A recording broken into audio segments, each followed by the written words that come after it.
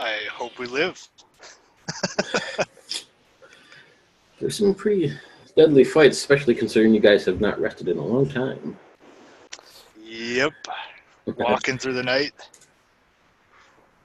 Alright, let's see where we leave off. The PCs began in the basement of a ruined temple of Torm, after having battled a group of bandits, a cultist, and a skeletal-like creature. Let's see, down there you found and recovered Smith Wallum's supplies, but needed a wagon to gather it all up. Wallum suggested you raid Ippin's mill and bakery, both because you could get medical supplies, food, and he had wagons. Horses could be found at the stable of the fabled Song Tavern. You guys decided to split up with Krieg, Wellum, and Gordrick, Gordrick being the smith's helping hand, a small dwarf, and head to Ippin's to get their stuff and load the wagon, while Quinn, Mithra, and Malachi went to the tavern to secure the horses.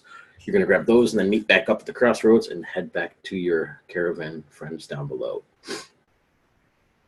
Krieg, you were able to quickly grab the stuff from Ippin's, put it all into the wagon, with no help from Wellum or Gordrick, who hid in the bushes the entire time. You also met a crazy old man who called himself the Chronicler, who continued to follow you around, writing in his book, telling him of each of the things that you did as you did it. On the other side, there was a band of skin blobs and a nest of large, monstrous wasps attacking the tavern. Quinn snuck down along with the others, got a few hits in before the full battle started. Mithra, you ran up and got Krieg as you both ran back to help out. The tavern, the stables, and the barn are connected to it all. Had a fire that was going mostly in the barn. There was a couple of trapped patrons inside who were trying to fight off the wasps and the fire. The fire quickly began to spread, though. The wasps were intent on using characters to help build a large nest made from dead bodies that was in a tree behind the building. Particularly Malachi, they were quite interested in making you a part of their nest as you kept going down. But ultimately, you did not become a part. In the end, the wasps were taken care of. The fire spread through the barn, through the stables, killing the horses, and into the main tavern. Krieg and Mithra, you guys attempted to save some of the people in the tavern, but the fire spread much too quickly and the whole building crashed down around you guys, trapping Krieg under a beam. There was a man in plate who was inside of this place. You're not sure if he was there helping or what he was doing. You never got the sense of it before the place came crashing down. But he did have the symbol emblazoned on his full plate mail armor of the Flaming Fist Mercenaries, which I believe everybody pretty much would, besides Mithra, everybody else would know that they tend to be the ruling, or not really ruling, but the head guard of Baldur's Gate. And Mithra would have certainly came across him while she was there. On as this Quinn, you ran forward to try and help Krieg and Mithra when this Flaming Fist Mercenary came busting out. He buried his blade into you, but when Malachi flipped him over, his entire body was pretty much melted and burned inside of his tin shell that he was wearing from the heat. His armor still red hot. In the distance, you guys could see fetus creatures pulling themselves from the city-sized crater where Elturel was and crawling across the land. They were miles out, but you can still see them pulling themselves up in this just burning pit of what's left of the city. With no other choice, you guys decided to head back to the wagon Krieg prepared and dragged it to the main road before giving up and watching it crash down the mountainside and over a cliff. You would later find that it landed atop Wellum and Gordrick, who had stolen a horse and tried to make a run for it. Back at the wagon caravan, Dara, that is the girl who was trying to help all these people, was waiting patiently for them, or for you guys when you arrived. Upon hearing the news, she was rather upset, but determined that she would stand her last ground against the creatures coming, rather than leave the sick and injured to be a simple sacrifice for them. Mithra, you tried to talk her out of it, but she seemed adamant that she was going to stay with these people, along with her friend Agoran and his goat Clyde. The caravan group was split. There was 10 refugees that were still healthy enough and decided they would go with you, along with Murray, Coyote, and the 4 of you. 16 total as you guys headed off towards the setting sun, what would be in front of you because you're headed west. So headed towards the setting sun. You're on the main, it's called the Chanthar River Road, which is the main road between Elturel and Baldur's Gate. And another side note of importance is, as we pick up, it'll be moving over into past midnight, as you guys have been on the road for a while. And the calendar day, as you kind of think about it, is the 20th of High Sun, 1491, which is a bit of an important fact for later. Anything anybody wants to add?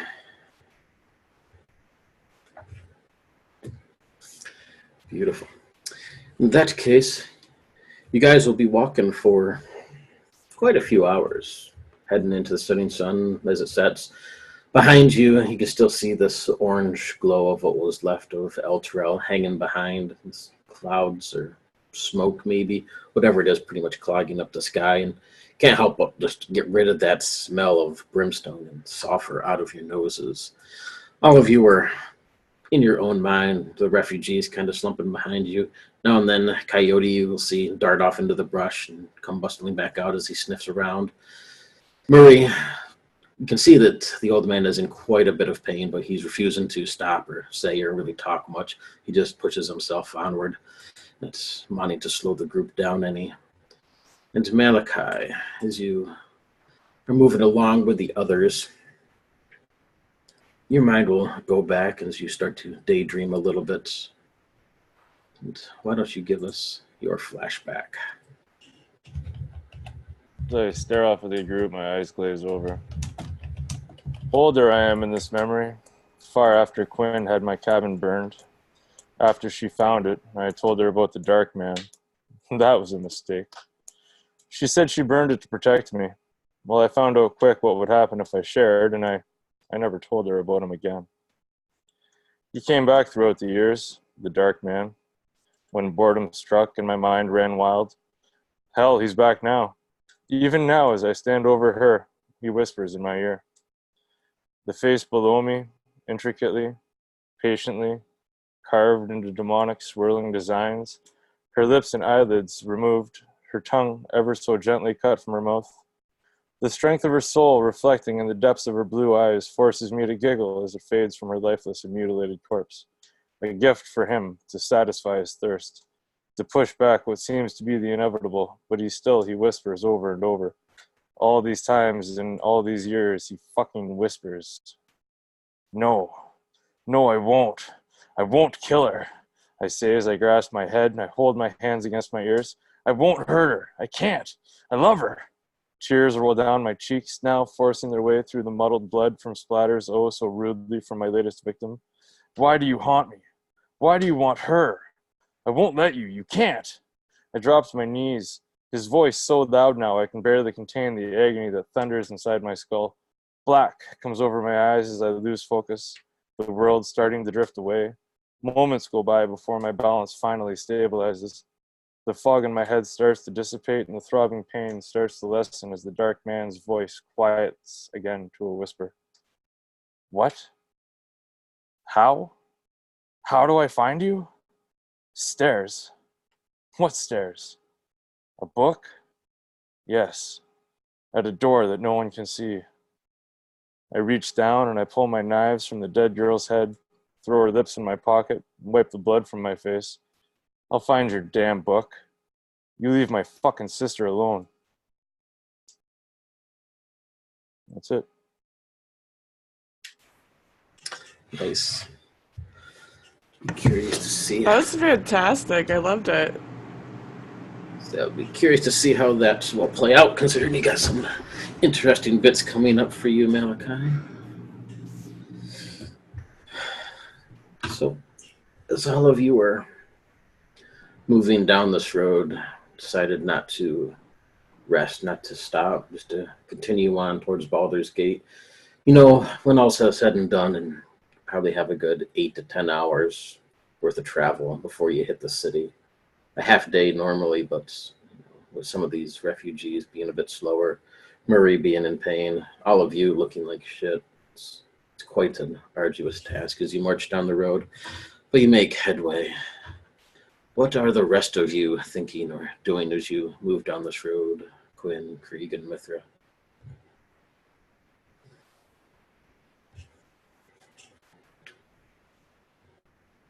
I think Krieg is just more or less kind of zoned out, kind of absolutely, absolutely playing with, or not playing with, but kind of like holding and dusting off that bloodstained doll that he carries around.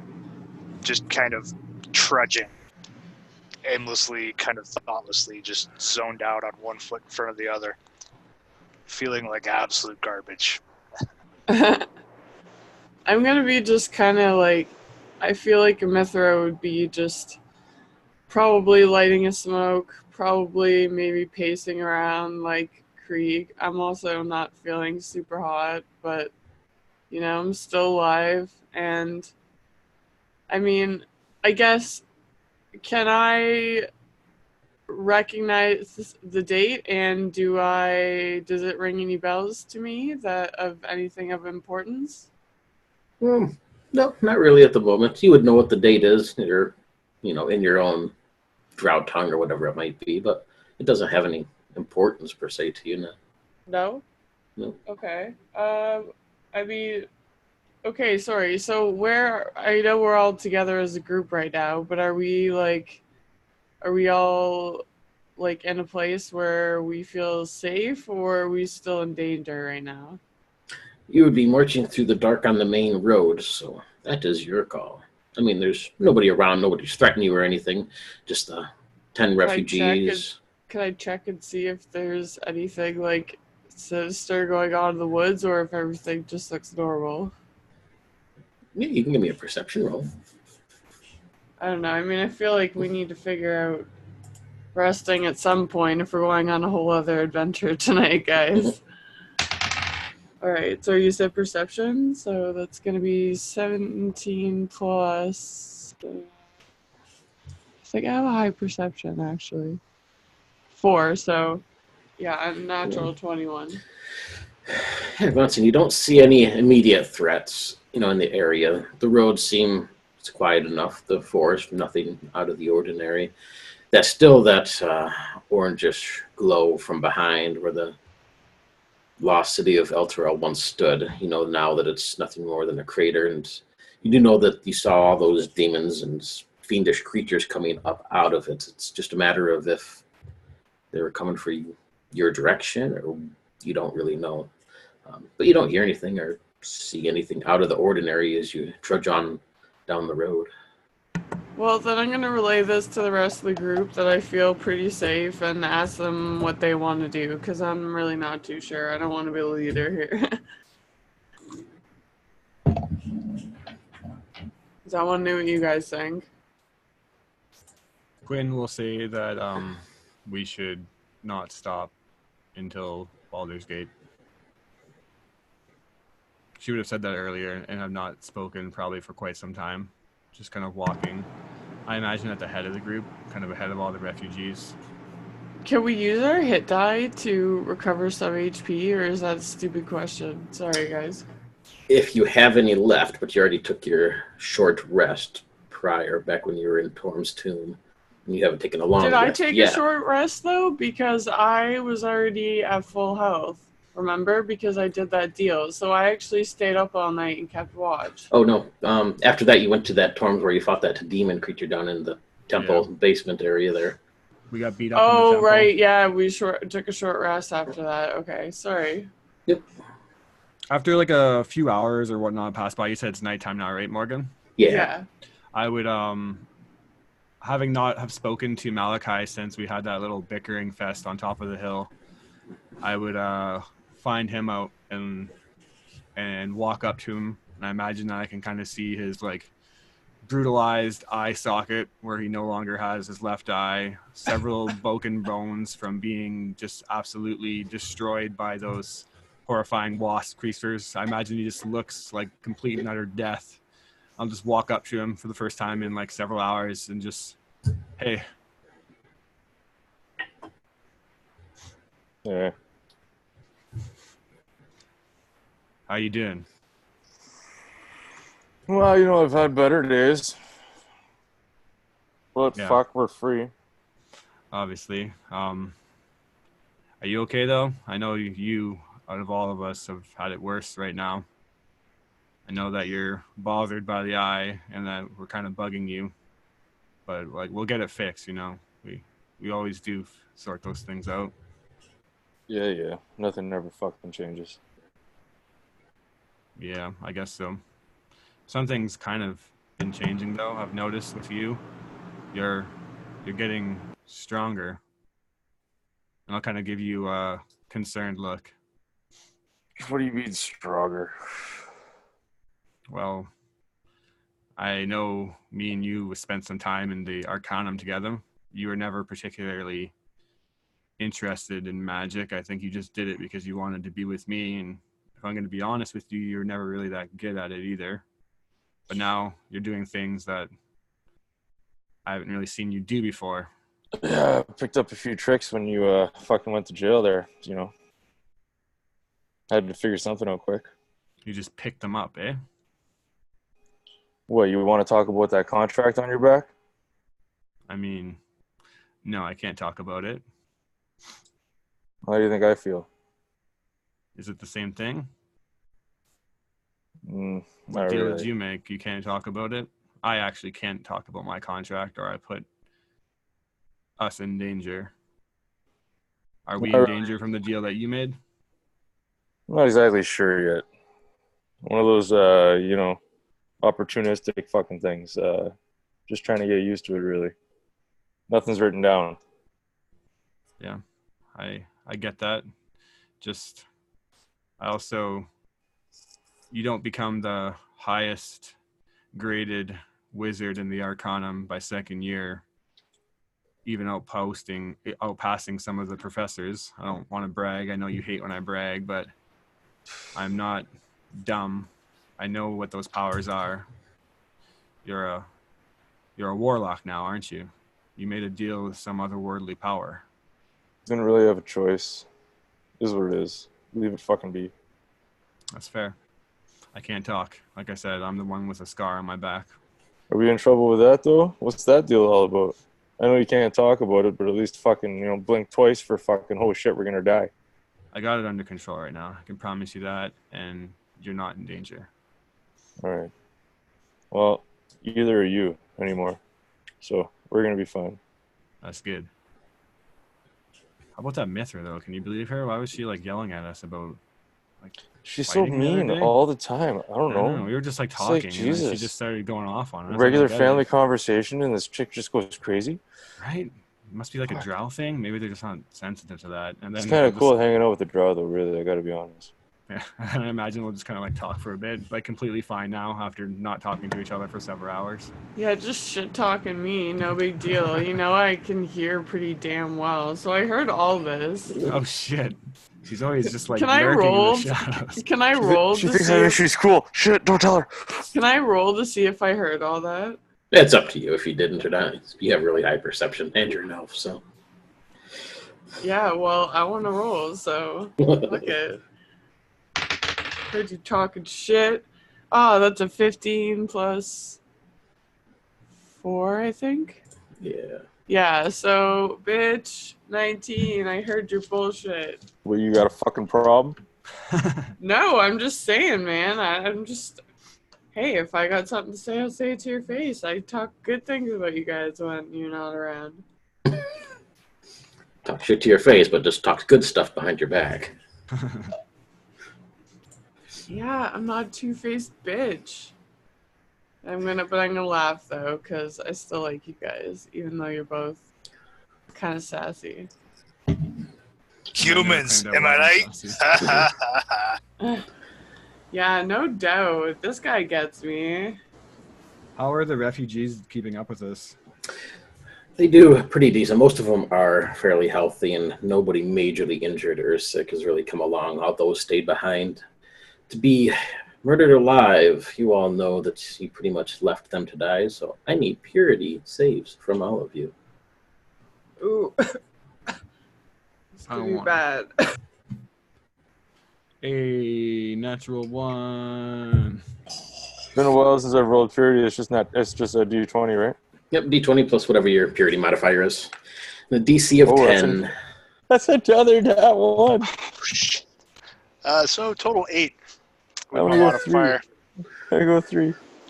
Sorry, I'm trying to find my +2. Wow. So, ooh, that's 17. All right, Mithra, you don't really feel much guilt, perhaps because you tried to talk with Dara and tried to, talk her out. You did what you could. The other 3 pretty much just said screw it and went on their ways. You all can reduce your purity by 1 point. As you continue down this road, you just can't help but think back. Even you, Malachi, you left all these people to die. There really is no way around it. Maybe you did what you could have. Maybe there was something else you could have done, but in the end, you chose to leave them all behind. Dara, her friend, Clyde the goat, and would have been 15 refugees that were sick or completely unable to defend themselves. I'd feel bad about the goat, for sure. So I'll take that guilt. We could have eaten that. The pang of the guilt. That would have been a good dinner right there. But so all you do is reduce your purity score by 1 point. And otherwise, I don't know if that'll change your mod. Yep, except you. And it works just like all the other ability scores. So whatever the modifier would be might adjust if it does at that point, whatever you have. But you move along. Krieg, you'll see this man quickly hurrying, trying to catch up to you.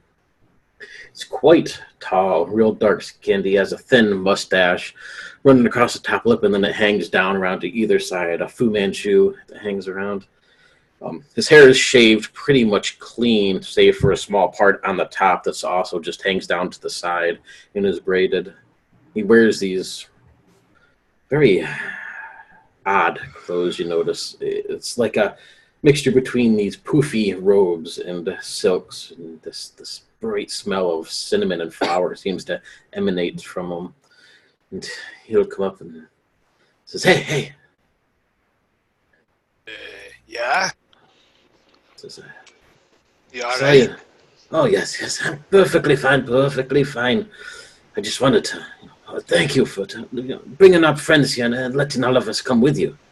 Says, a lot of them, they're very quiet people, and they felt that perhaps I might be the best person to thank you. And just between you and I, I mean, clearly I can see that you're the leader of this misfit gang of people here, and I just wanted to offer my gratitudes. Krieg kind of like looks down at the kind of bloodied leathers with ash on them and dusts them off. Really? You could pull that by looking at me, eh?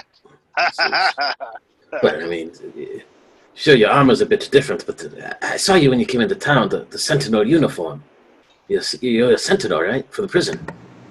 Can I do a perception check and see if, I can tell if this guy's being legit? You can give me investigation. Sure. I'm a Sentinel. Now, these are all sentence served. They were released. Everything's fine. Ooh. Don't you worry about that. Investigation. 14 plus 5. An unnatural 19. He looks genuine at the moment. I mean, he's certainly not equipped with any weapons or anything that you've seen, and he just looks like he's trying to start conversation, and you can see he's looking about. It looks rather nervous or a little worried, I guess, but just out of his nature being on this road like this. He says, "Yeah, I knew a few people that did a little bit of time in the prison, and I had my few run-ins with the Sentinels. He says, but they were good people. And I take your word for it. What's your name? Krieg. Krieg. And he'll hold out his hand. Call me Mad Krieg. Well, Mad Krieg. Zazardus, you can call me. Zazardus. Because I don't come from here, actually quite far south. A bit of a jungle named Chult. Maybe you've heard of it, maybe not. That doesn't matter. Merchant here for a long time. I came from Eltra. I saw it all with my very eyes. It's nothing like I've ever seen before, but that isn't important. Just wanted to thank you for bringing us with you, and if it helps any bit when we get to the gates, I might be able to have a few connections.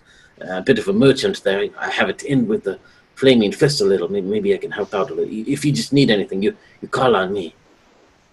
Oh, aye, that could be a big help. Getting all of you folk and into some accommodations and food for everyone. That would be. I appreciate that, and you don't need to think us like we couldn't just leave you there to die. I'm pretty sure those demons were coming and they're gonna chew the hell out of every. Kind of like realizes what he's saying. I mean, it wasn't going to be good. I get it. I didn't want to leave those others there either. They good people, and they're just as likely dead now. Aye, we tried to do what we could, but we could not carry them all. Yeah, I get it. I get it. It was not a fine hour. Left the fucking goat. He was a good goat. Well, Well, I appreciate the offer for help at the gate. If there's anything we can do, if you need, I don't know, maybe catch your breath for 10, 15 minutes, we could probably spare that. But I really think it's best if we just straight on through till we get to the gates, because I don't know how fast them things are coming, and you have no idea how absolute many there were. I don't like to use the word horde lightly, but it was a horde. Yeah. Did you see the city when it came? The sun? And were you there? Oh no, we saw what was left. Never seen a hole so big. And I'm a dwarf. I was there for only a few days. I just stopped in delivering a bit of bamboo and some woodworks. I just got out of the town just in time. And the sun, the guardian, the companion, it went black, and it was bathed in what I can only describe as spirits, just welling of souls. And it's horrible. The people, I could hear them screaming, and the city, it just sunk like an oil painting that gets wet. It just melted into the ground. That's about what it looked like. That was a right proper hole. Right there even. It was absolutely massive.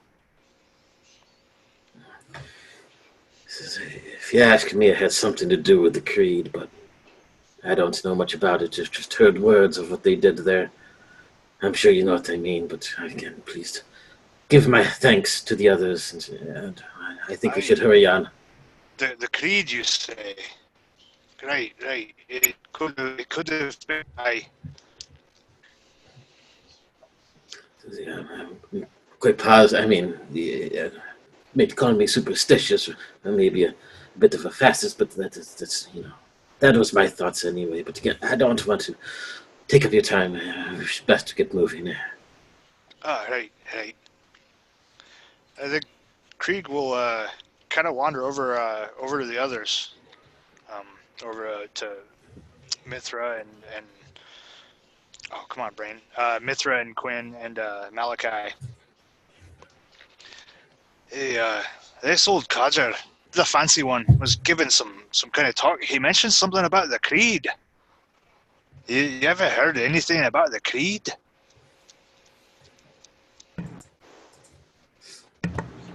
I don't think Little I more really specific. know anything about the Creed. He seemed to think that this guy Zazar Deuce, said he thought it might have had something to do with the Creed, the whole destruction of Elturel.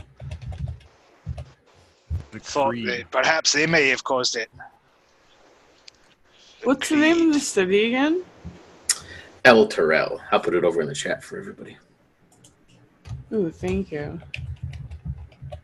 El Terrell Okay, City. so game, Morgan. That's not the name. I don't think that's the name I know. No, it is not. Is it something I might be familiar with? Anybody who wants to give me a history check, you can see if you recognize what he's talking about. Oh, okay. I'm gonna do one because I think I have a good history.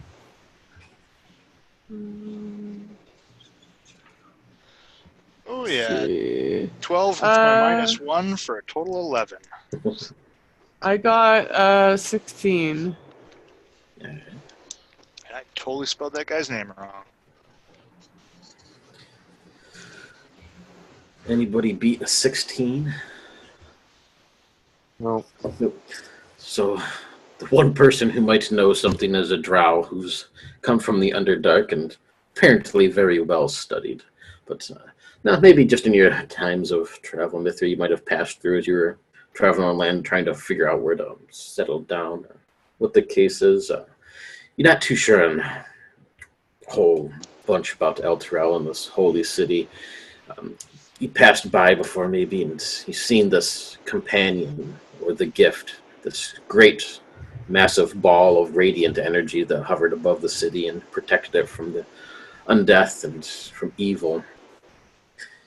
Seems a little weird, but then again, coming from the Underdark and the Drow heritage, maybe it clicked a little bit better with you.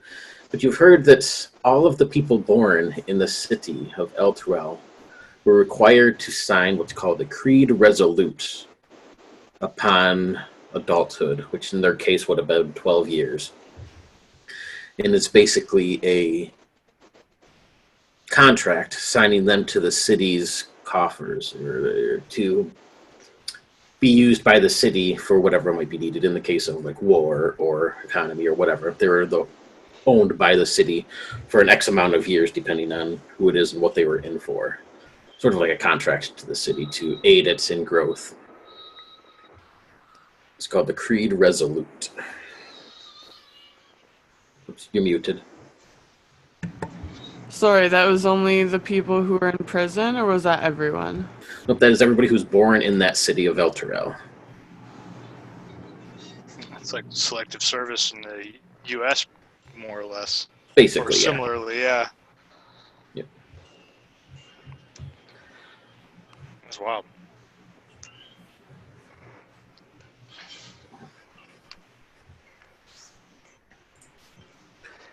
And does Mithra tell us about this?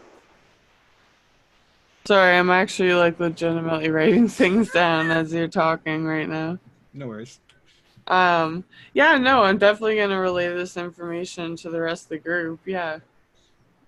Because I feel like it's between all of us, it's better for us all to know. So I'm gonna tell them the story and what I remember about it back from my school days. So I All would of a sudden, say, my memories are coming back to me. so the gods make a deal with somebody, and this is just Quinn trying to piece it together, to get some companion gift son to fight the undead, right? And then the gods decide that they need to sign a contract for the rest of their time living there. Is that what Not you're forever, but everyone's committed to, probably depending on what they do and how good they are at it, everyone commits to putting in some service time. It's almost like joining the army, but instead of being sounds like weird though, isn't it? Is that normally a thing that gods do? Can I make like a religion check? I don't think it was the gods. I think it was the city themselves. Whoever was running the place. Well, this Zezars is apparently the leader, so I'm assuming if he was the one who destroyed the city, then he was probably the one who was in power. I think he's just a merchant. Oh no. Yeah, he's just traveling. He was a merchant, been there a few days before everything went to shit. That's it? Are you sure about that? Well, I mean, as far as he said, but True. That's all I really know about him. Merchant from, I believe he called it Chul, something about a jungle. And that's just crazy there. Do you think he's cold up here? I've heard jungles are hot. I mean, it's They're definitely very probably muggy. A little bit different. Who fucking cares? Never one for small talk, you, eh? It's fucking cold up here. Jesus Christ, I'm fucking cold up here. It just sounds weird to me, the whole... I don't think gods go around just gifting sons to people because they ask really nicely. Clerics spend their whole life fucking I'm more kissing of those an atheist asses. myself. And look where that got Dara. She's a priest, so like why didn't their fucking god come and give them a son? And just something seems off to me. Oi. I mean, this tells me that something is seriously wrong. Especially if it was this god gift that seemed to be the cause. Turning black, like they say, and dropping right into the place. Melting the whole sit into the ground.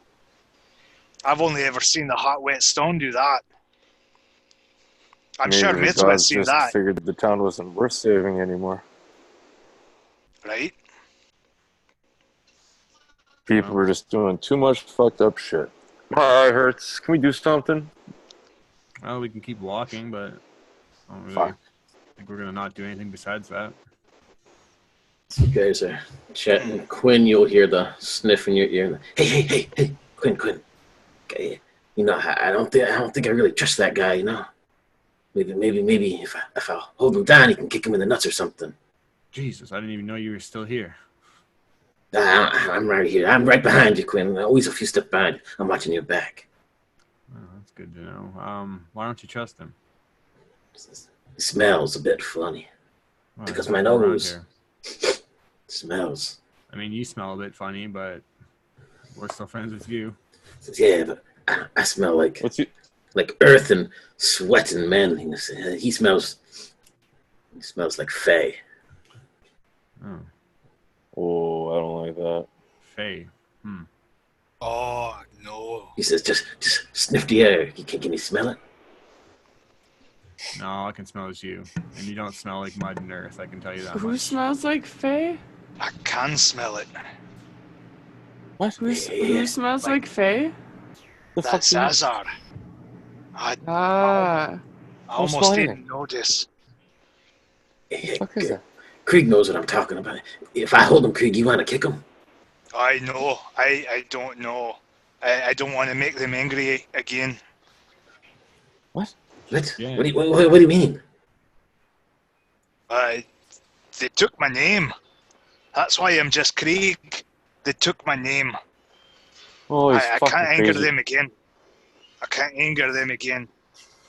You realize that we're just trusting the nose of a crazed prisoner who thinks he's a dog. Well, I kind of trust him. I don't even know him, but like I've had dealings with Faye, and I'm not crossing them again. I'm not. Right, don't get me wrong, I'm not kicking the guys in the balls for no reason, but Nose don't lie, Quinn. I know the smell of it, man. It tickles the nostrils. It just gets it off. It makes my fur just rise up on my ass, you know. Okay, so Here, why are look. I'll show you. It's not necessary. Keep your trousers up. yeah. I'm just saying. Please. Prove it. I'll go talk to Zazar Deuce then. Don't mention my name. Well, I don't even know your name apparently. It's Krieg. You said they took your real name, so is your name really Krieg, or is that more of like a nickname?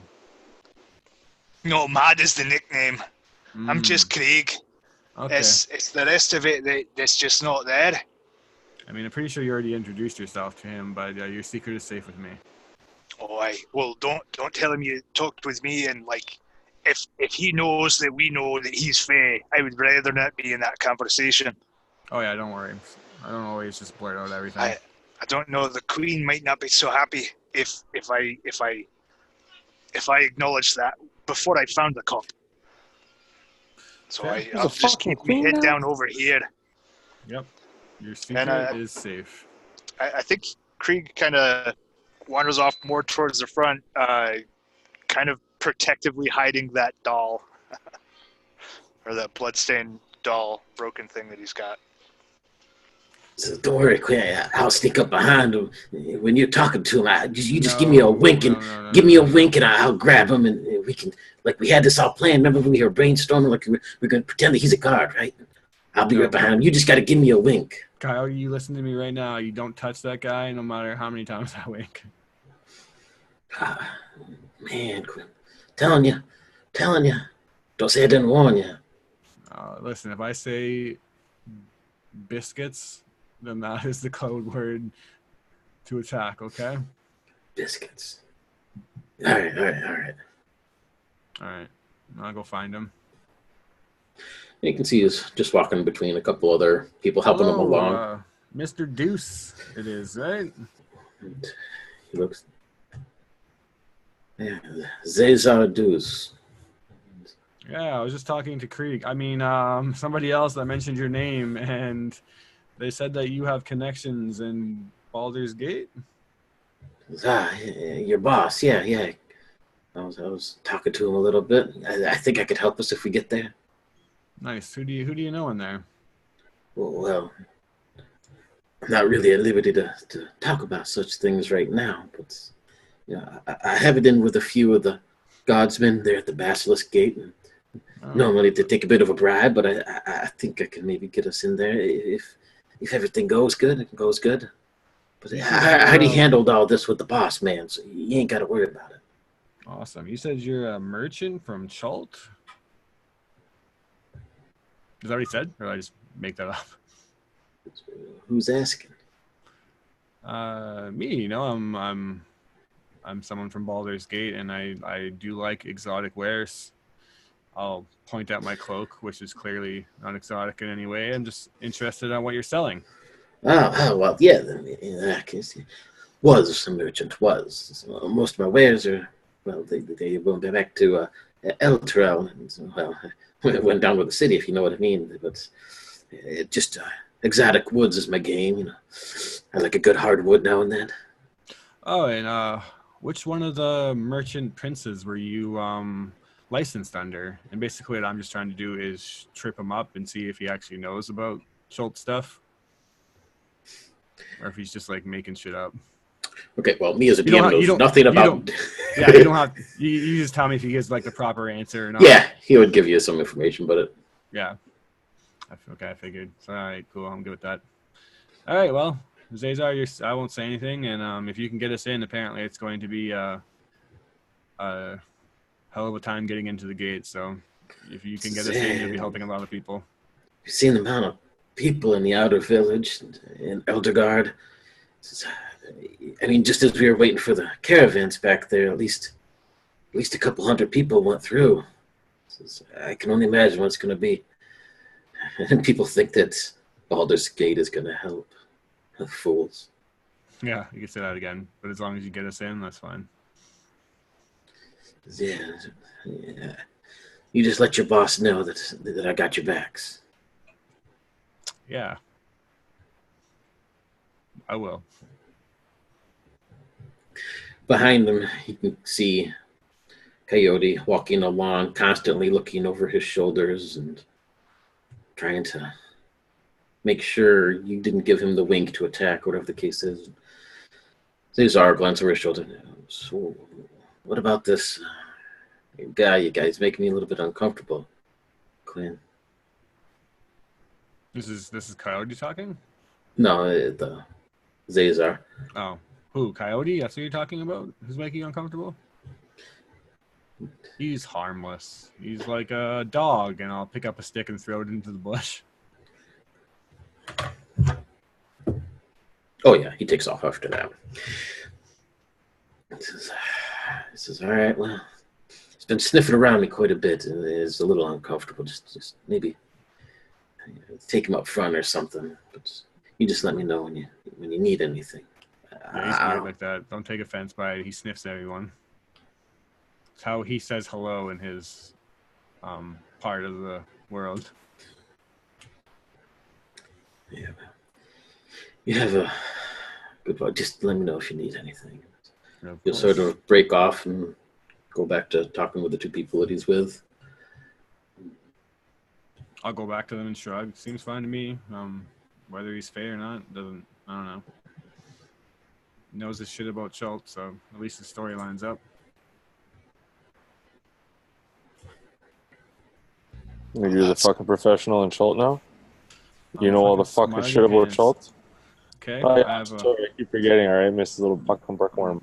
Very studied, highest grades in the Arcanum since like the last couple centuries. Well, that's like the second time in an hour you've told me that. That's hilarious. Okay. Well, like I haven't really talked about it in a couple months now, so I know that you have a really short-term memory, so I had to remind you. No, I forgot from the last 4.5 million fucking times you've already told me in jail. Remember in the fucking cell when I couldn't leave, you just kept fucking telling me.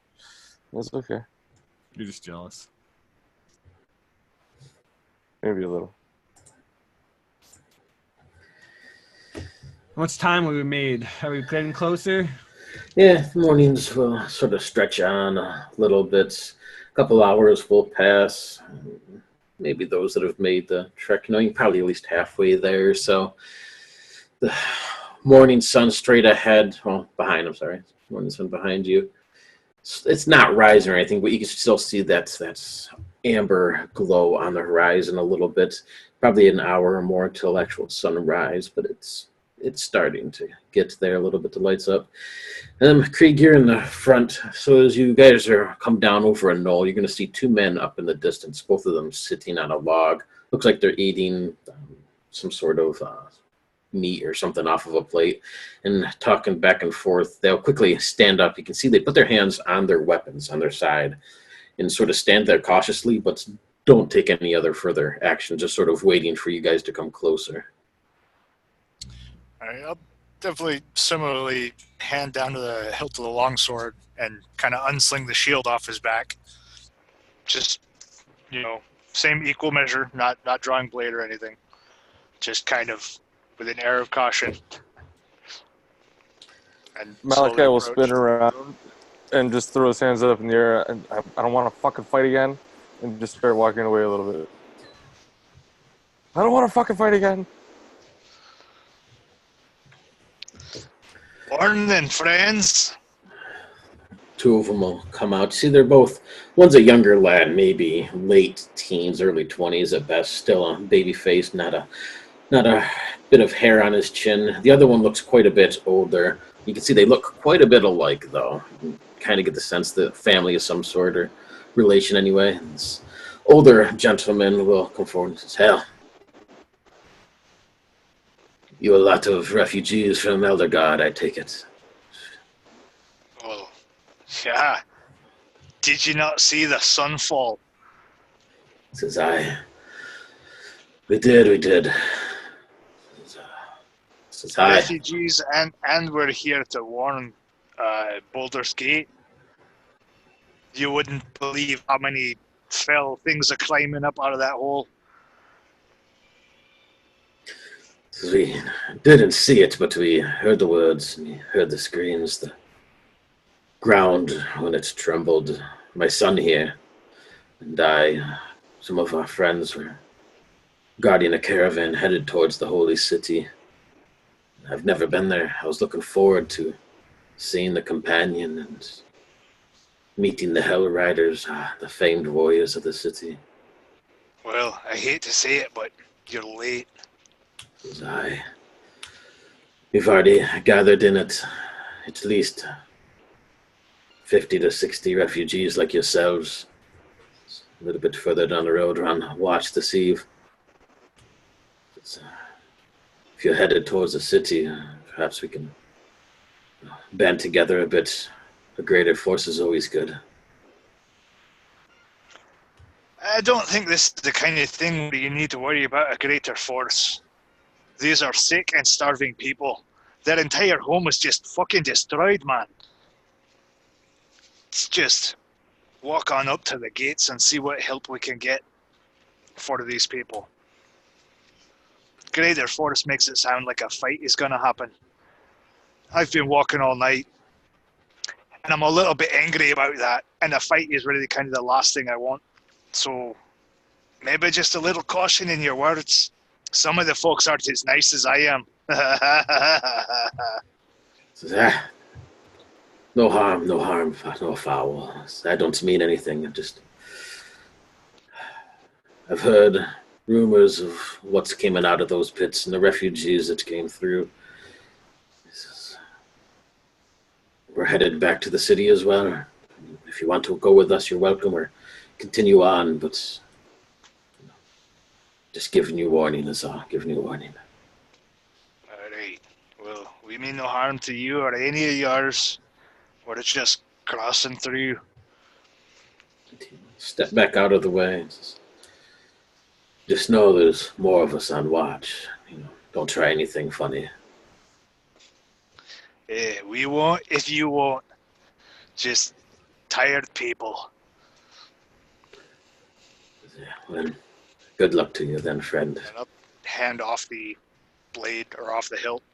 sling the shield back up and kind of slowly pass by, kind of wave everybody forward. And they'll step back off the side of the road. You can see the younger kid sits back down on the stump and continues eating. Looks like some sort of cooked meat or something on his plate. Smells quite delicious. But sort of eyes you. This other man definitely eyes you all as he pass by, locking glares for a few moments. He doesn't take any action, and his hands off of his weapon, just kind of crosses them in front of him. But you don't really doubt that he definitely has more people out and about on watch at the moment. You kind of get that sense of all eyes on you from around as you guys make your way past them and down the road. Just a little ways down, you can see pushed back into a clearing on the side of the road. A small encampment's been built up. Several dozen people scattered about, a couple small fires of people resting and stuff. And you can see the merchant caravan and some wagons and stuff. He seems pretty much what you would expect from what he said. And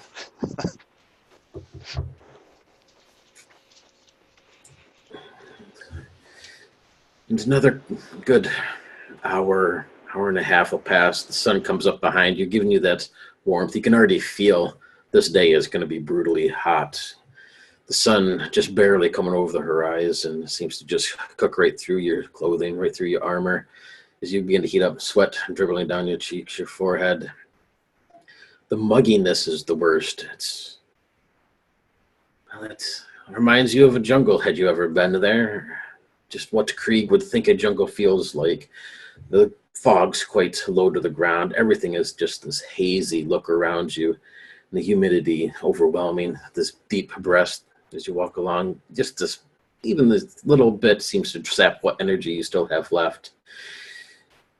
You can see the city, Baldur's Gate, in the distance. Probably figure maybe another hour or so worth of travel. The whole city is surrounded by this thick, noxious smog in between the haze of the humidity. But more important than that is the wagon you come across on the side of the road. You notice at first, Malachi, even maybe mixed in amongst the refugees walking alongside by your sister, chatting with Mithra. It just catches the corner of your eye and you can see it there. 4 bodies scattered around it. The wagon's overturned in the side on a gutter, in the side gutter of the road. Looks like it's been burnt for the most part. Just these still smoldering bits and pieces lay across the ground. Smoke rises from it. All 4 bodies that you can see. Looks like 2 parents, an older man and woman, and then 2 younger kids, maybe in their teens at best. Bodies are completely burnt to a crisp. You can smell the flesh. You can smell the hair that was sizzled off their skulls. All of you will then see this as well. Dried food, tools, other odds and ends of the wagon scattered across the road. You can see some birds picking at the food and some vermin crawling about. Is there anything unburnt? As you look around, you notice one thing. Sitting on the wagon is a girl. A simple red gown flows over her shoulders, her legs swinging off the side of it. She looks maybe in her early teens, 13, 14 at the best. Black hair that goes down around her shoulders.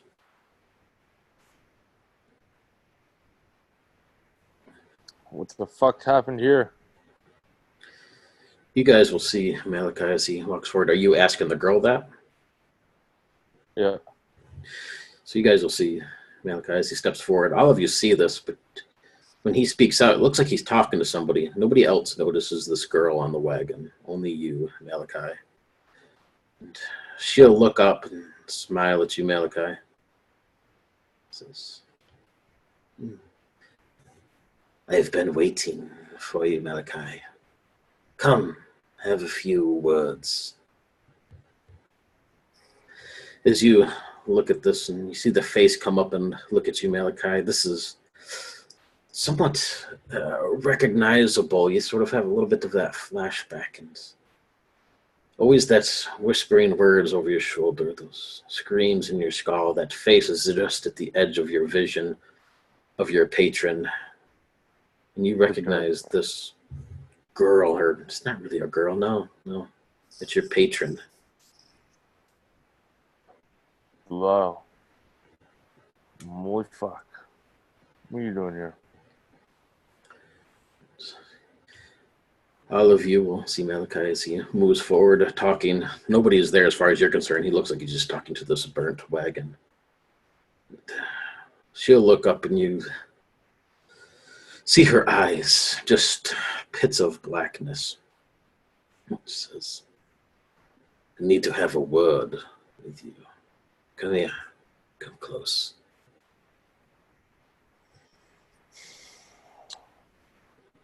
I'll get in as close as I possibly can. And she'll reach up her hand, sort of rubs it across the side of your face. You can feel these sharp nails at the edge of each finger, scraping across your chin. Says, we have a deal, Malachi. You get what you need, and I get lip service from you.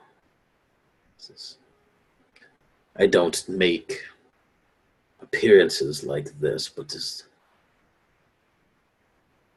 bit of an important matter, and you look like just the person to handle this.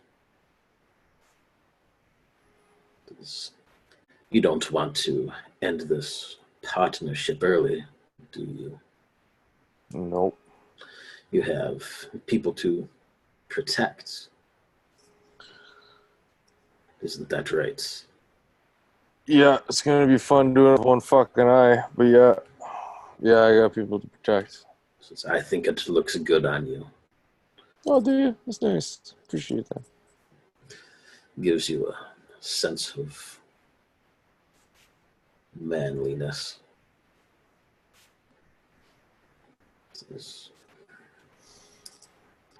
I just need one simple task.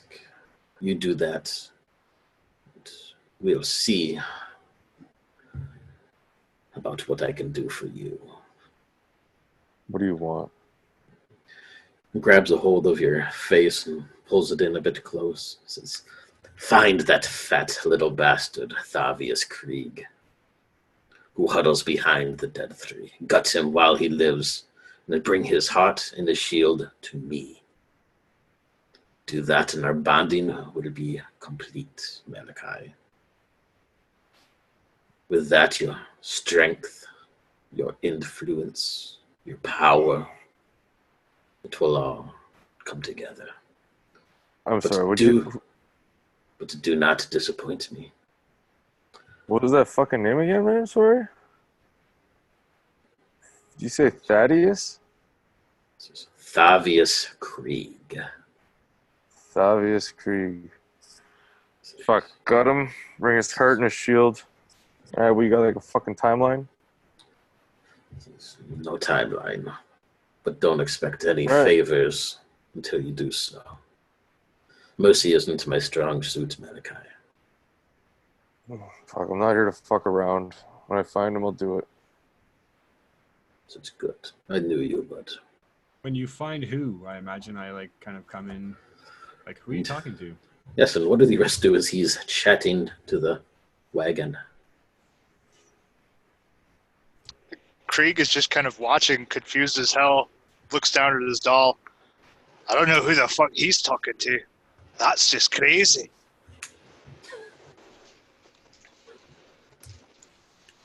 What's on your brother? What's going on here? Yeah, I imagine See, I you send talk him in, to like, burnt wagons a lot. I mean, not normally. What the hell is going on here? Malachi, who the fuck are you talking to? What? And I'll turn away. Is Then it like I'll turn. a send-off or last rites for the dead ones? Then I'll turn back. When you turn back, there's nothing there. You can see just the smoldering remains of this wagon. All of you, though, will see the bodies on the ground. They quiver, shake a little bit, and they almost decay in front of you. As you see thousands of vermin and insects just scatter across the ground where the bodies were. That won't even phase me, and I'll just. It's been a long fucking day. Sorry. What are we doing? Mostly wondering what the fuck just happened to those bodies. I've What never bodies? seen anything like that before. Well, that's my point. there were bodies, then there were things falling away. Fucking tripping, dude. That's... He kind of rubs his leaky eye. I don't think, like, I was standing still. I didn't fall or nothing. I've never seen... I haven't slept. I must just be tired. Listen, That Baldur's was Gate's in crazy. the distance. I think the heat's getting to us, guys. Let's get there so we can get a cold ale. Or some shit, whatever you drink. Murray will actually come up when you say that to Quinn and put his arm around your shoulder and says, "Hey, I'm down for any kind of alcohol. I know I haven't been moving the fastest, friend, but we get to that city and I have a few people who owe me favors. I'll get you a cold drink, a warm bed, and some of the best damn mutton you've ever had." Mm. Murray, I didn't even know you were still alive. I thought you might have passed out on the road back there. Thought you were going to try to get out of the drink you owed us. No, man of my word. Just exhausted. All right, home stretch. Let's get there and relax. I can definitely use a good sit and a drink. Move on past this smoldering wagon towards the city. You can hear it first.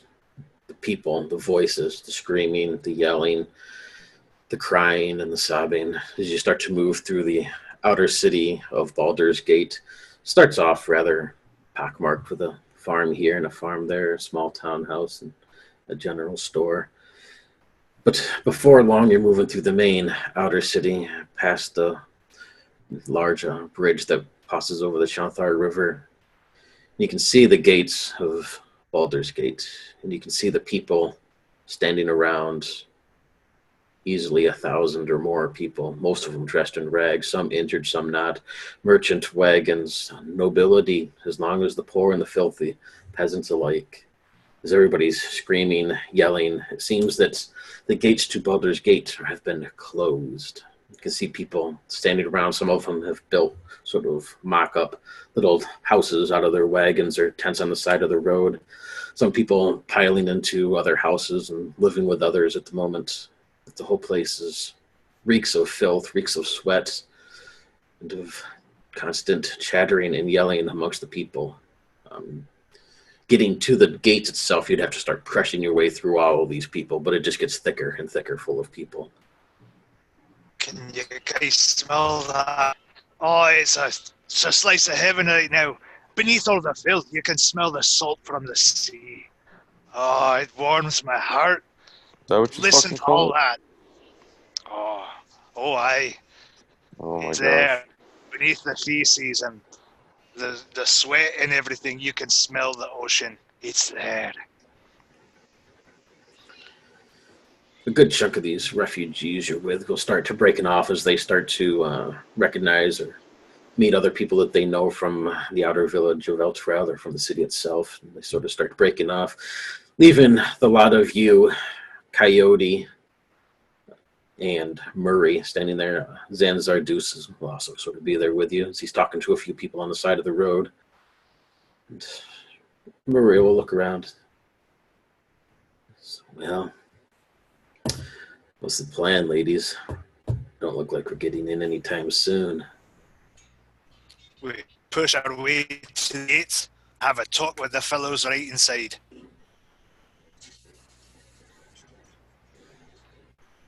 Do you think we're going to be able to push through that? Yeah, I'm with Quinn. I don't know if we're going to be able to get through that. I don't think so. Well, I was thinking I might drop my shield down and just start thumping into folks. It might not work. Zazar, did you say you had a way past this, or?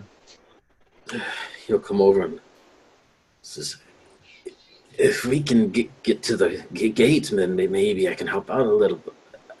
Says, I didn't expect this many people. I didn't expect the gates to be shuttered like they are. Says, usually it's just a couple of flips of a coin into the guard's pocket and bribe them on their way in. I don't know. I don't know. We walk this far. Maybe we can head around to one of the other gates. I mean, I imagine it's probably not too much different, but maybe they're not as congested. Well, that's my thought, yeah. If most of our SVGs are coming into here, maybe if we head north or south, one of those gates might be less. What about like a All I shipping know gate? is I want to stick with you guys. You guys would know that there's one other northern gate you could walk around to, which actually leads into the upper city, and more than likely would be heavily guarded, because that's where all the nobility is. Yeah, I don't think we're getting into the upper city, guys. We look and smell like shit. Look at me. Yeah. Why you should just let me on the fucking throne, man? I look like I should be king of this place, don't I? Oh yeah, the gore and the blood dripping from my face still, I imagine. Beside you, Quinn, you'll hear a voice sort of laugh a little bit when you say that. It says, nah, you smell and look like shit because you travel with a drow. And you'll see this large man come over looking at Mithra. Says, what is a filthy whore like you doing here? Excuse the fuck out of you, sir. What'd you say? He'll turn eyeing all of you. Says, hey, I just don't like the drow in my city. I'm fucking dirty eye and like I got one eye and I'm sure Cree's got his big ass eye and we're just fucking eyeing this guy up. What's your problem with me and your city? Because the filthy drow need to stay underground. If it's your city, why the fuck are you locked outside? And I don't need to Yo, stay we underground play- if I don't want to stay underground. Says, well, then perhaps we should have to drag you back there then. Well, Let's punch him in the jimmy. Punch him in the jimmy. I mean, it's like a straight shot for dwarf. I'm like 4 feet tall. hear- I'm just going straight for the nut shot. And he gives out this high-pitched, sort of like a dog whistle as you nail him. You don't need the roll or anything. And as he quickly hits the ground, you'll see Coyote come around your corner. Krieg and say, hey, did you whistle? Did you whistle? Oh no, that was this last right here. Kind of looks down at him, spits. Stay on the ground where your kind belongs. Thanks, See- Krieg. 3 other guys in the distance will come running forward. All sort of Krieg. just thug asshole type guys like this, looking at Tim. We might want to fade into the crowd here.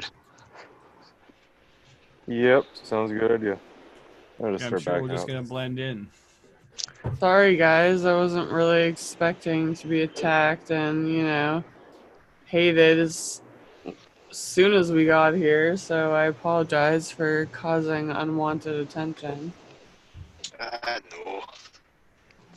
It's nothing you did. This one might be tough though.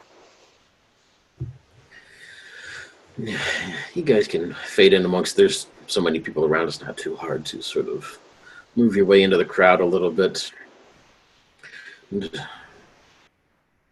Murray look around. Well, friends, we need to decide what we want to do. Says, I can get us food and drink once we're in town. I don't have a way to get us into the city. I want to make a history check if I can to see if I remember any kind of back alley ways to sneak in and out of the city. Maybe centering around the kind of shipping lower slum district that I'd be familiar with, the dock district. I was actually about to ask a similar thing about down in the docks if Creek might know a way in through the outer city or like the port side. Yeah, Do I know any certain part of, am I familiar with a certain area of the city? Probably not a whole lot since you weren't there as long as those two. Why don't you go ahead and make your roll with advantage then, Quinn, as you and Krieg are chatting, trying to think of which ways you might recognize or remember. Yeah, because Krieg was a Marine shipped out of here quite frequently. Unnatural 20. Yeah, the dirty 20. We'll take it. There would be several, once you get into the dock area and stuff like that, but it also is going to require you to get out onto the Chanthar River, either via boat or something. Or down the cliffside, because Baldur's Gate is actually up on a cliff overlooking the river itself. There would be a lot of sewer grates and stuff like that that pour into the main river along the cliffside edge, but you'd have to scale down and through them. But certainly possible, yes. Well, pain in the ass. We made it to the gate. Maybe we can try, I don't know.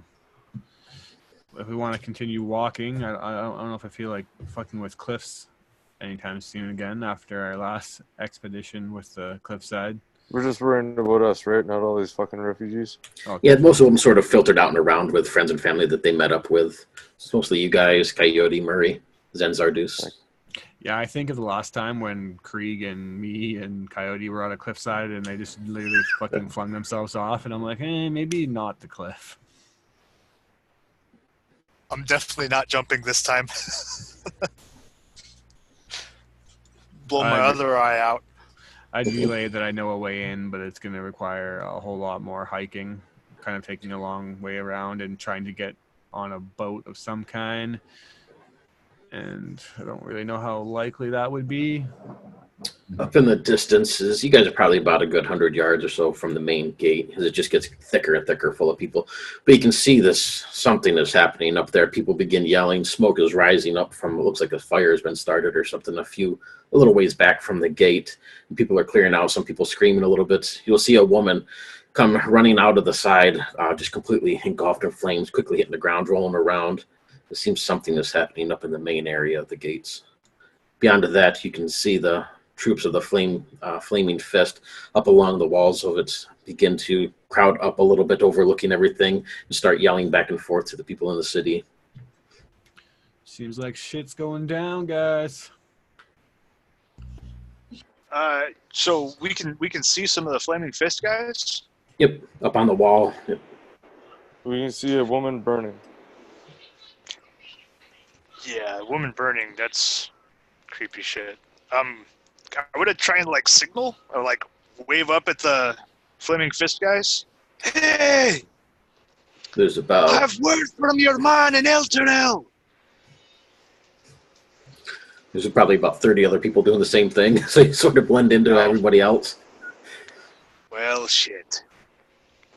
Well, do we want to make our way up there and see what's going on? Maybe we can use it as a way to get through if they open the gates. Good plan. Hey, let's do it. Or Start mosh pitting our way through the crowd. So everybody stay close as you start to push your way. You can see Coyote takes up the rear of this, mostly sniffing at people and growling to clear them out a little bit so they don't follow too close. And Murray will stay close to you, Quinn, as well. Sort of actually puts his hand on your shoulder. You can see he's in a lot of pain, but he's doing his best not to say anything or complain as he stays behind you and moves with you. As you get a little bit closer, you can see a whole group of people, maybe a dozen or so, have two large wagons that they've caught on fire. To the front of it is hooked a large horse pulled by ropes, so it's back away from the flames a little bit. And they've pulled it into place. Behind that, there's a whole group of them getting ready to start shoving it forward into the gate. You can see people yelling and trying to line themselves up and getting people to move out of the way. Finally, they just give up and start shoving this raging, flaming wagon down the road towards catching people who are in the way or not, women, children, and men alike. What the hell do you think you're doing? Do you want them to kill everybody? Stop it! Kind of a great idea. And stop. Well, good idea, but you're gonna send a whole contingent out and slaughter everybody. Yeah. You can try a persuasion check or something if you wanted to, Krieg. Oh gosh, this is gonna be awful.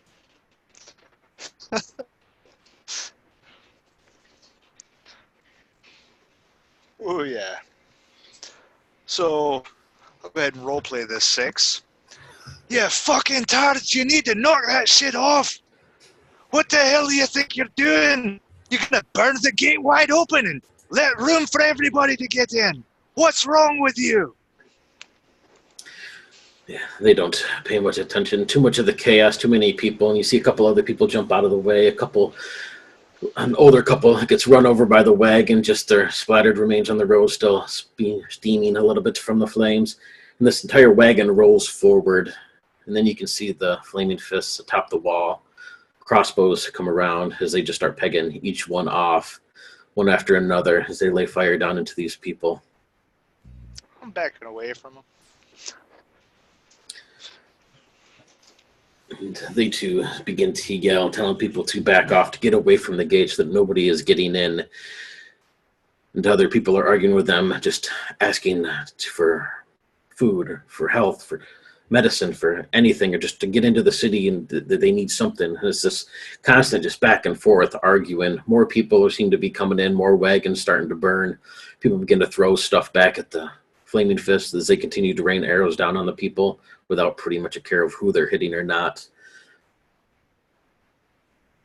And Murray will look around. This is not good, friends. This is going to get out of hand much too quicker. We need to get out of here. It's pretty While, fucked up. while I'm pickpocketing the old people that the wagon ran over. Yeah, this is gonna get ugly real fast.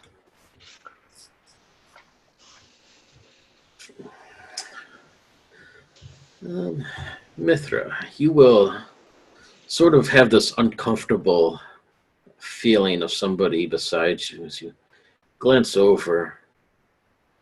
You recognize him. This tall, strong-looking man, quite handsome. Blonde hair is sort of spiked up. At least he would be handsome if it wasn't for the huge spider tattoo across the side of his face. This heart that's tattooed on his chest. Says, I remember you. Says, "Hey, lass. Looks like he got out of here too, eh?" Yeah, I guess so. Says, "And you brought those friends with you too, eh?" Yeah, they're my friends. If I go, they go. And here I thought that you would have needed my help. I guess I underestimated you. Quite a scene we have here. What do you think's gonna win? I don't know, but it's not looking so good. Are you offering your help? Or is this a one-time offer of help? He says, "Help." I mean, you are supposed to keep me safe so I could keep up your end of the contract, which I fully intend to do, but I mean, if I die, I guess I'm kind of useless to you. He looks at you, sort of confused. Says, "I think you got the wrong person." Oh, maybe I guess so. The man you're talking to is actually going to be Sudeikis Crane. He was one of the inmates at the prison. Oh, sorry, the way you described it, because the only other character you described as handsome was the, sorry. I know. Well, that's all right. Yeah, you look at him and, no, you probably would have kind of got that vibe anyway, but nope, it is not the man you're thinking of as you glance up and notice this. Yeah, he was a prisoner. You guys really didn't get a chance to interact with him much, but again, Quinn, Malachi, you guys would recognize him and would see Mithra chatting to him on the side. He basically wears a white silken pants and a small white shirt that wraps around, but his chest is open. Tattooed heart on one side, a cage on the other with a person inside of it, and half of his face is a spiderweb tattoo. So what are you offering to help me? And I'm assuming you want something.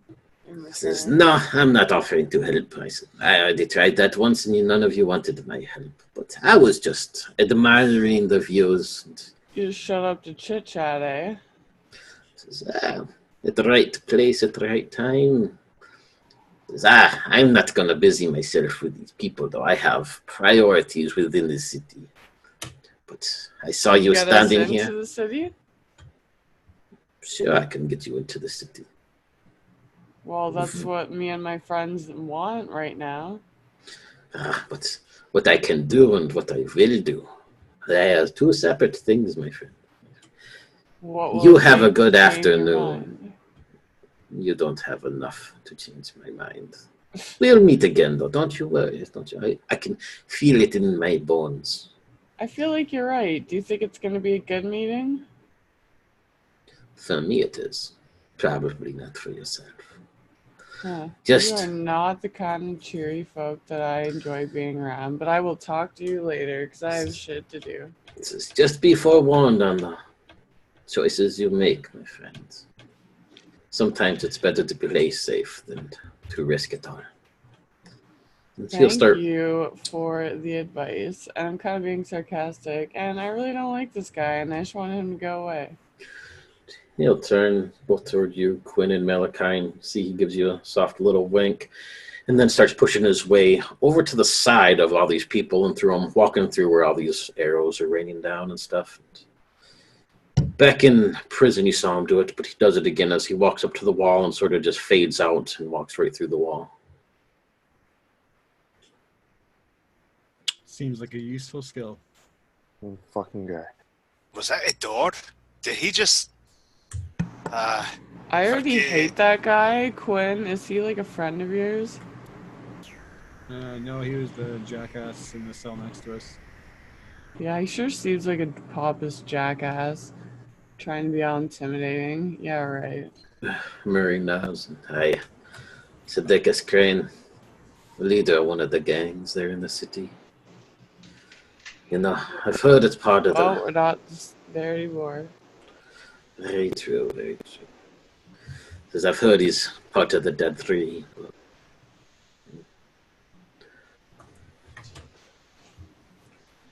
Figured he'd be a big guy out of jail, too.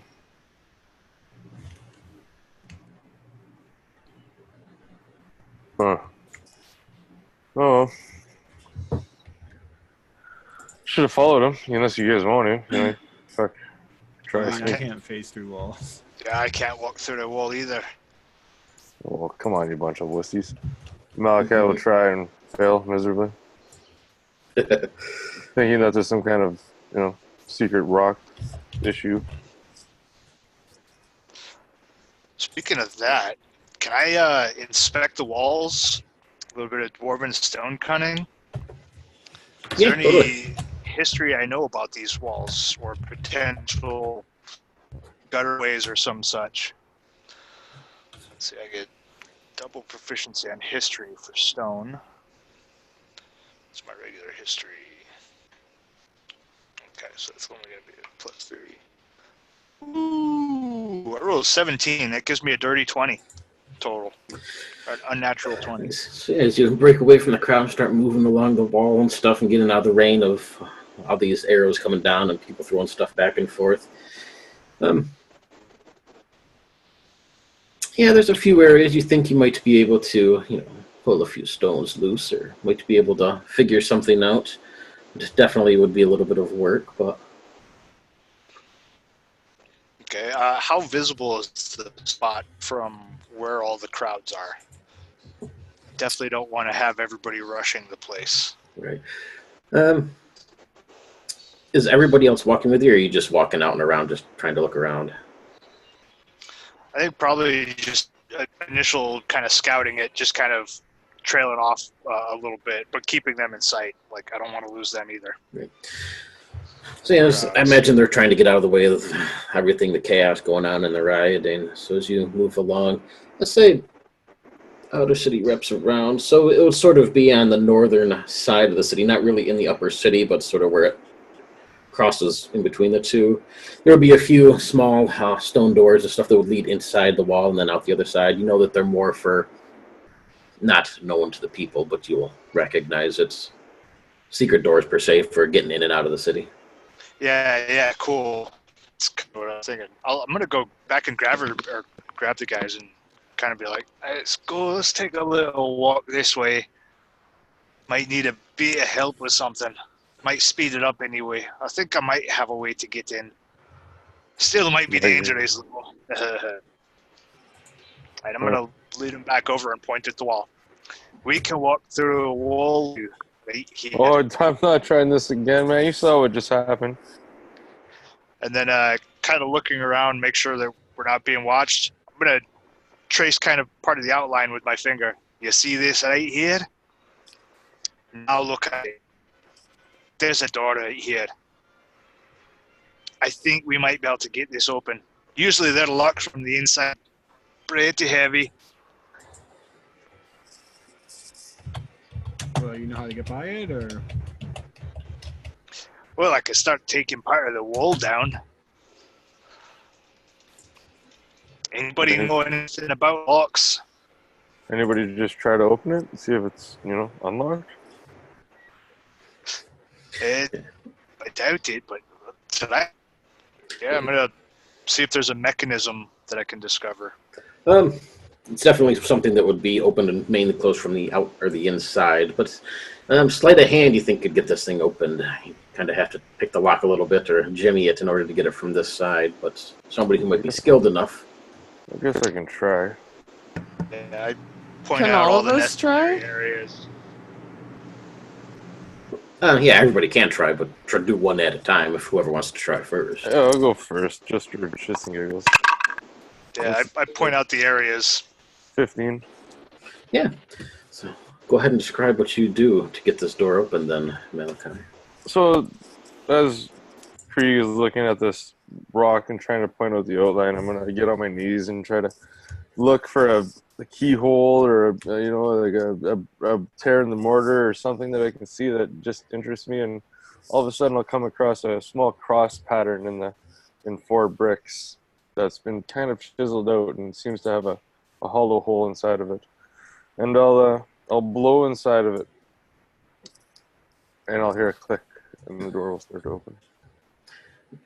Yeah, it swings open. It's just a basic door that would lead into inside hallway.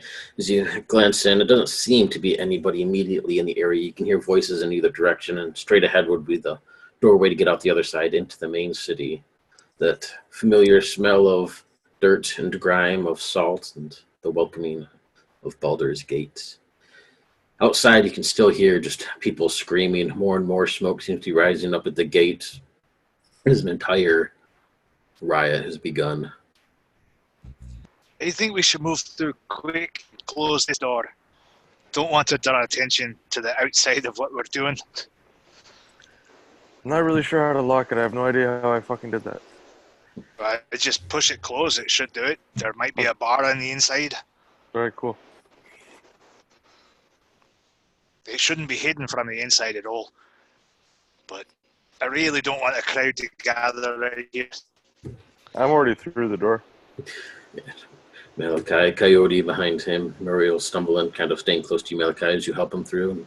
Krieg, Quinn, and Mithra, as the two of you are getting ready to move through this gate, you can hear sort of this huff behind you. As both of you will turn. You'll see a small little halfling.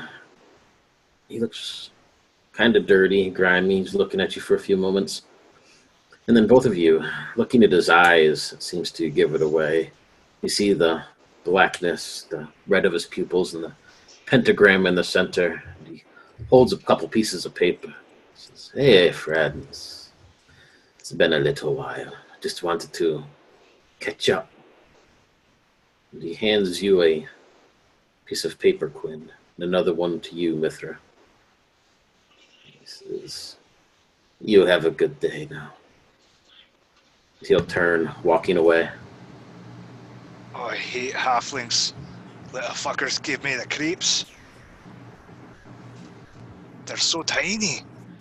I guess I'm gonna look at Quinn and be like, well, should we open these? Sure, I already have mine halfway open. So I'm gonna open mine as well. Quinn here says simply, "Don't forget the contract. 4 days remain." And Mithra here says the same, except 5 days remain.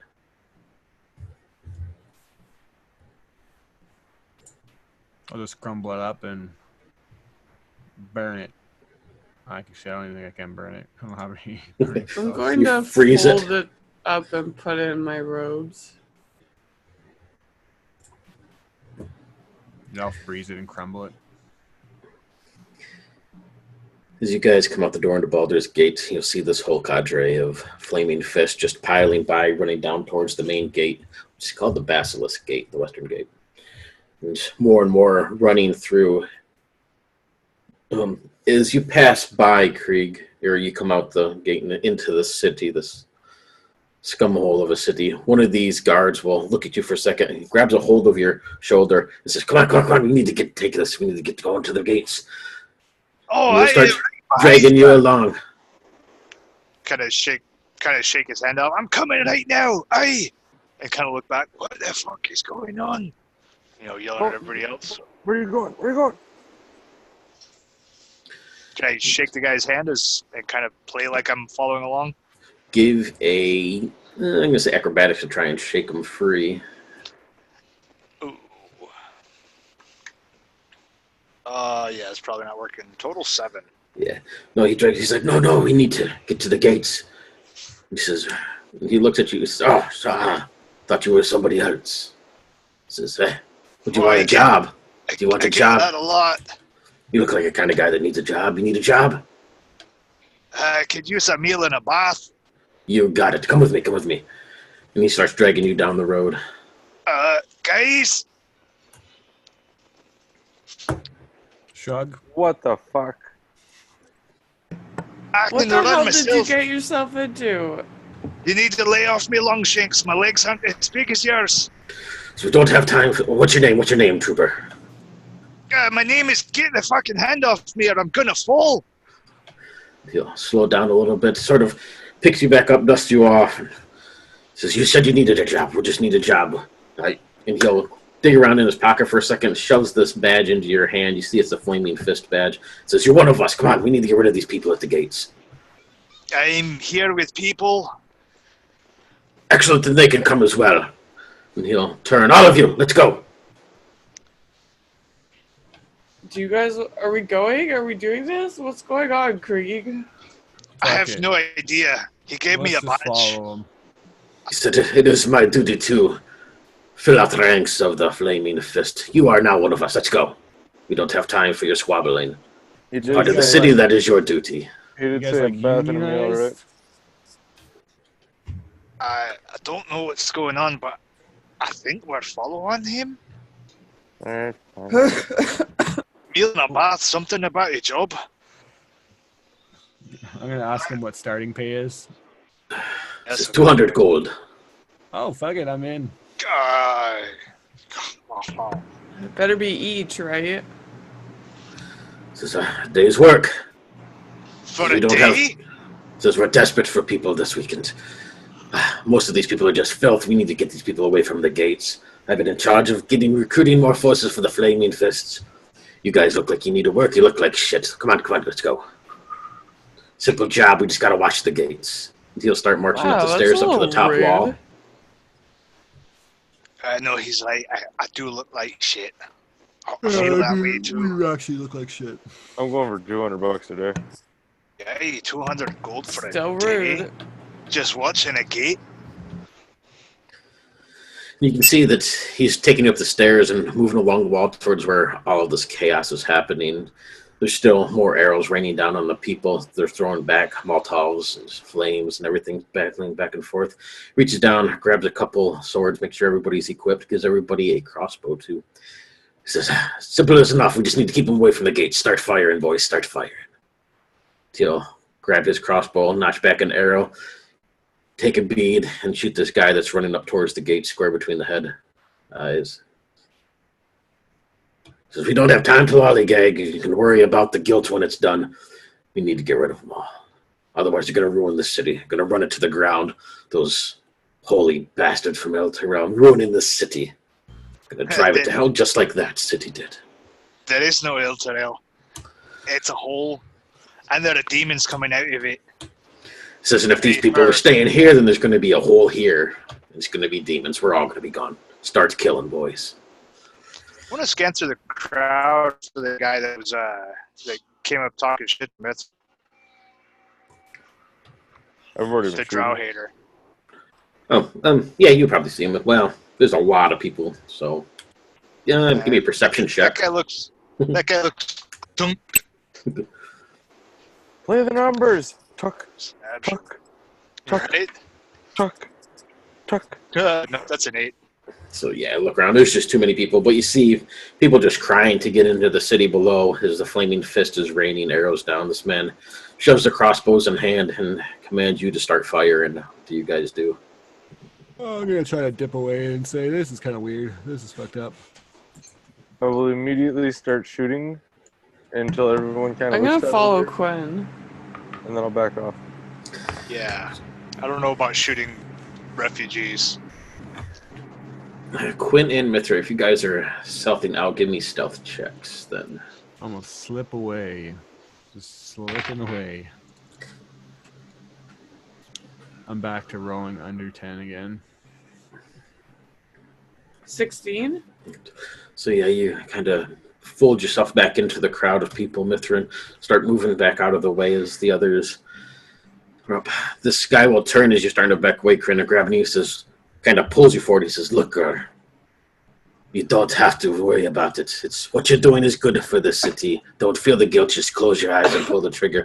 It'll be over soon enough. I understand it's hard, but... Listen, pal, I don't give a fuck about this city. I'm not shooting innocent people. Says they're not innocent.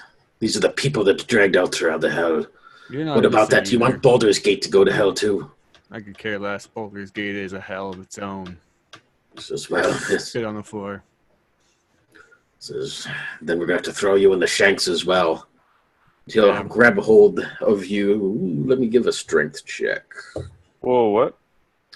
Because he looks like he's going to grab a hold of Quinn and just throw her over the side. He says, if you can't be one of us, then you're one of them. I will definitely contest in strength. Yep. Immediately, yeah, it would just be a strength contest. Like, I won't try to use anything immediately. I would just be like, I grab onto him. I was going to say, Quinn, you can make a strength check to break free first before everybody jumps in, but I rolled a nat 20, so it's 22. Oh, hell. Well, Shit. then. Is this the time that I can throw in the protection reaction to advantage? Like if I'm within 5 feet of Quinn? Oh, to give her advantage? Yeah, if you want to do Yeah, that. or it gives the guy disadvantage to Oh, to nab hold of Quinn. all right. In that case, I was it's gonna not... say, also, if I could like see him coming, because I imagine he doesn't take me by surprise, could I like cast minor illusion to basically like maybe look like I'm slightly like just blur myself to where you can't really see where I'm actually like purely like almost create like a not like a twin thing, 'cause I know it's a different spell, but basically like a shimmer or something, so that maybe he grabs the wrong area. So, yeah, in that case, just save your thing then, Krieg. Is he reaches out. In that case, I gave him disadvantage, and he got a 9 total. Quinn, if you want to try to break that Still, first. the way that I'm rolling, it's probably not going to help, but let's see what happens. Oh, look at that. Fuck, I'm going to spend my inspiration. This is obnoxious again. Oh my god. Nope. Yeah, so yeah, Krieg and Malachi, you'll see him as he grabs a hold of Quinn and start to drag her over towards the side. If you can't be one of us, then you're one of them. He gets ready to hurl her over the side of the gates. What do you two do? If he's already grabbed a hold of her, then I'm just going to Eldritch Blast him in the head. I'm going to try to Eldritch Blast him from a direction where he's not going to be pushed over the edge, though he's going to be pushed parallel with the wall. I was waiting to make sure you were going to say that. That is a 13 plus, that's 17 to hit. Oh yeah, for sure. Okay, and 1d10. Oh, this is 3 damage and 10-foot push. Does he make a save on the push, or is it just for a hit? I forget. I forget it too. Hold on, let me read. Pretty sure it just happens, but I could be wrong. I think it does. I think it's just a part of my blast, but I do have it written down. I think, yeah, when it hits. I rolled a 3 anyway, even Now if you did repelling get it. blast, which hit pushes target back 10 feet. Invocation, yeah, so automatically pushes. Yeah. So what that does, it'll blast into him and throws him to the ground, letting you free, Quinn. You see several guards look over at this guy, and then back down at the people, just thinking it's part of that, and again, just start opening fire on the people below. Run, I say. I think it's time for us to book it. Yeah. I'm not so cool with shooting innocent folks. Is the guy on the ground? Yeah. I'm gonna kick him in the face. Go over and give him a swift kick. This might not hurt. 1 damage is all I'm looking for, but I want the kick. And nobody else seems to really notice, I was going to say, because they thought it was from people below. But as you go over and kick, you see a couple of people glance in your direction, but apparently you just slip it in on an accidental shuffle of your feet or something. They don't really notice and go back to just opening fire on these people. Looks like they're pouring some sort of liquid down the front of the gates, because another one comes running up with some flames, torches, as they get ready to open a wall of flame on this people. And you guys can back down. The city itself seems dirtier than normal, smellier than normal. You can see that it is filled with a lot of refugees already. Some of them just crying, screaming for the guards to stop. Other people just kind of trying to get out of the way. What do you guys do since you're now in Baldur's Gate? I wanted to, before I left, see them like going to like put the fire onto the wall.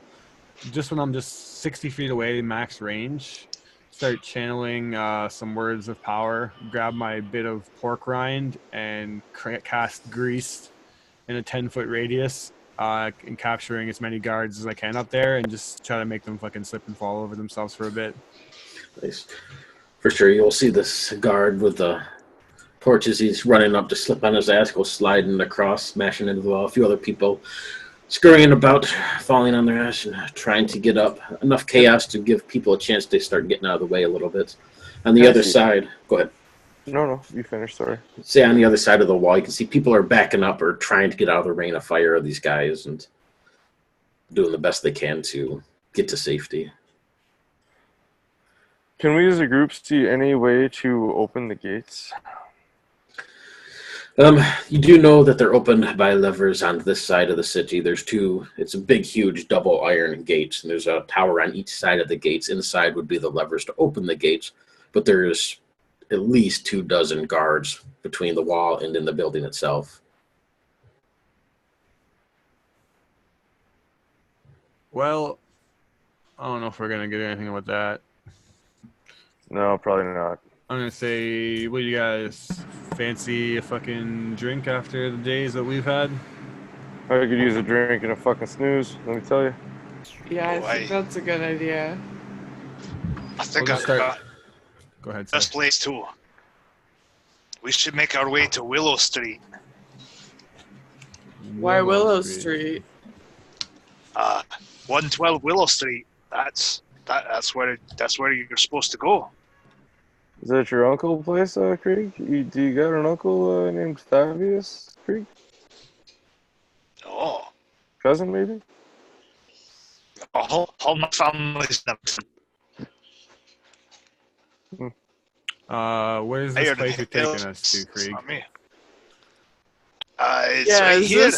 is this going to be dangerous? Otherwise, I just want to go to a pub and get some sleep. I don't think it's dangerous. It came in from outside, and he's gonna pull out that folded up piece of paper with the charcoal drawing of Mithra and the address on it, 112 Willow Street. Do I And know you're the street? sure the people who want me there are safe? Like, they're not going to try and kill me when I get there? I do not think so. I mean, somehow they managed to get it into the prison without anybody finding out. Well, that could be a good or a bad thing. Well, Listen, I we're think it exhausted. might be a good thing. We Because marched all it day. came with, We it fought did come with the demons and shit. information. Oh, sorry. I see, I'm sorry, I'm very skeptical. I say we rest and drink. We've had a long couple of days. I don't even know how many days it's actually been. We've been on the Yeah, maybe fucking we can brink go of to death. Willow Street tomorrow. I'm suggesting the low lantern. I don't know, the fucking 3 old kegs. I'll just start like a hipster, start naming off all the lanterns in Baldur's Gate that I can remember. Murray will be like, the Elf Song Tavern. I got us free room and food there. I There will you get go. you your drink. The what tavern? Elf Song Tavern. Oh, It it is sounds one like a of good the- place to go. Nicer places in town. Nicer place. Look. Sure they'll let us in. This is, the old barkeeping patron owes me a bit of a favor. Says And Evan then- is a good man. He'll hook us up if I ask. And then we'll go Krieg, I swear, to your Willow Street. It's just I am really tired, and Yeah, that Malachi sounds like gets a grumpy good if he doesn't idea get to his beauty me. rest. I need Oh, no, I need to rest. I could use some sleep myself. I guess I was just a little excited, but I can wait another day. Don't worry, we're gonna go. We're gonna go for sure. I'm so tired. I'm gonna let the beauty rest thing slide.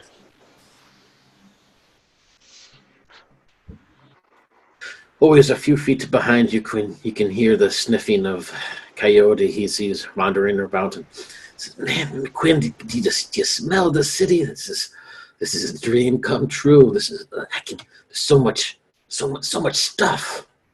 Yeah, He's- man.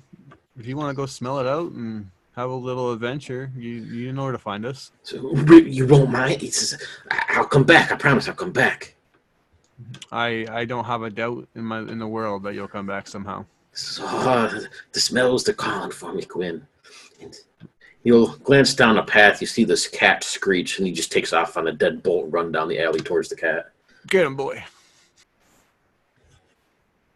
And Murray will start leading you guys. It's over in the lower city, but on the western side of the city. Quinn and Malachi, you guys will be familiar with the Elf Song Tavern for sure. Krieg, you can give me a history check. Maybe. So as I say, like maybe. I mean, if we were down dockside, he probably knows all of those dirty taverns. Oh no, I rolled a 2. So no, you've probably heard the name and know it's a place that's a little more upscale than what you've been to. And Mithra, if you want to give me a history check, let's see if you've been to the Elf Song Tavern or know anything.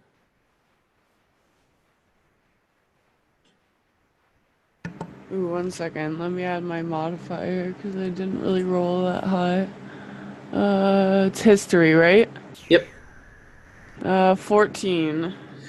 So yeah, you've probably heard the name a little bit, not too sure beyond that, but Malachi and Quinn, you do know it is a more upscale tavern. It's not uncommon for fights to break out and stuff, but it does have 2 bouncers. One is an animated suit of giant armor, and the other is a half-ogre mistress named Skula, who watch over the place. It is also known to be inhabited by the ghost of a maiden elf who often will break out into song.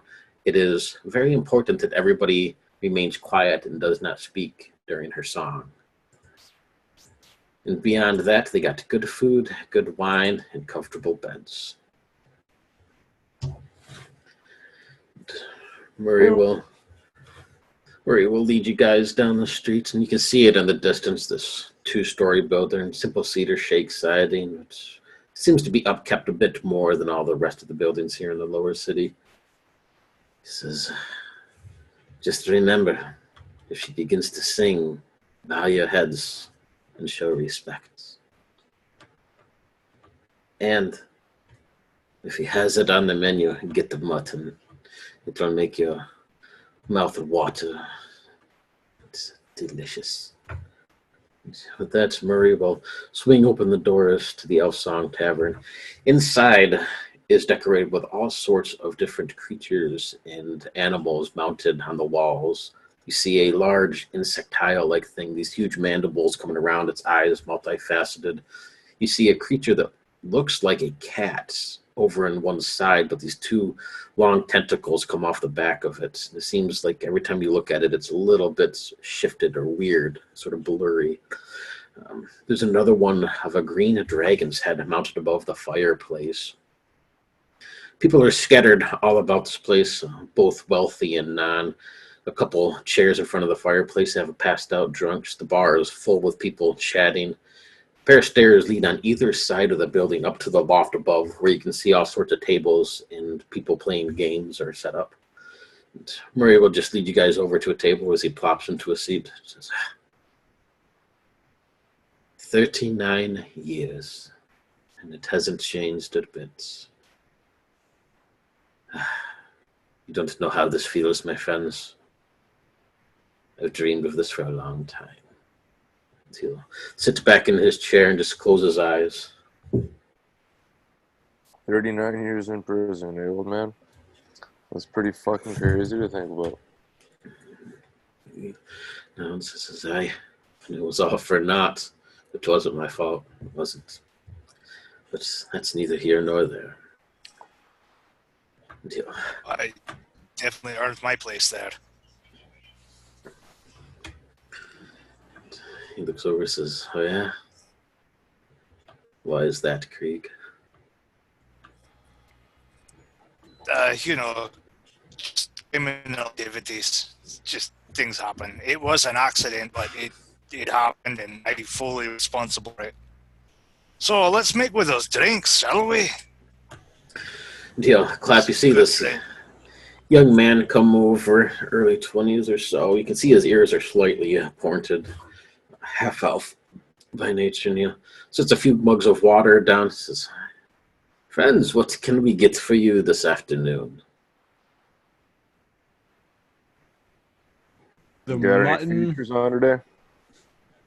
What's that, Milikai? Got any features on today? Says, "Same thing every day. I don't recognize you. Perhaps you knew."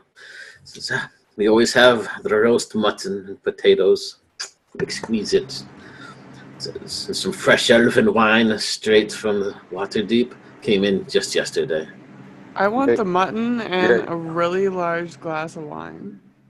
Yes, I'd like some my food, dear. too, but how much does it cost? This is, well, for a solid plate of food and wine, 4 gold. Okay, I'll take 2.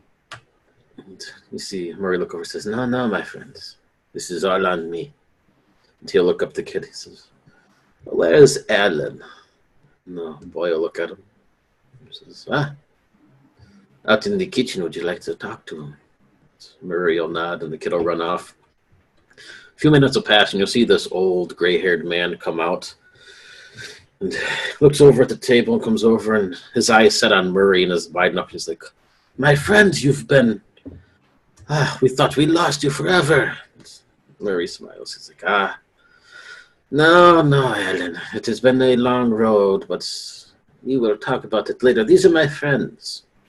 It's Quinn," and he'll put his hand towards you. And this here's her brother Malachi. The two of them were friends of mine. I treat them well. And Mithra, drow. She's a little different, don't you worry. She's not like those other drow that we know. No, she's quite nice, I promise you. And this is Krieg, Mad Krieg. We don't know his last name, but he's a good enough man as well. I owe these people my life. So dinner is on me, and if I remember right, it's been an awful long time, but you owe me a bit of drink, eh? Ellen will smile. Says, yes. That is true, my friend. That is true. Get your bellies full. Get your wine, clogged brains. Room if you need it. Just let me know. It'll be out shortly. And he reaches down and gives Murray this big hug as he claps him on the shoulder and walks away.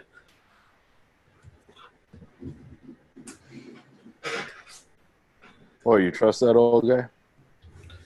Murray nods. He says, yeah. Used to be here quite a bit when I was a young man, before everything else went to hell, and me and Ellen got along well. One of the few people who stood up for me when it all went to shit. He's a good man. I don't believe it. The fact that you were a young man. You old bastard. There was a time. Surely not as much as it used to be. The city stinks, just like I remember, though. And this kid will bring out this huge plate of meats and cheeses, breads, wines, and fill up your table, and then move away. And Murray will take a few snacks, a couple handfuls of grape, and stand up and says, I'll be back. I wish to catch up with my friend for a bit. All of you, please help yourselves. He'll clap you on the shoulder, Quinn, and give you a smile as he turns and heads back towards the barkeep and where his friend Alan is.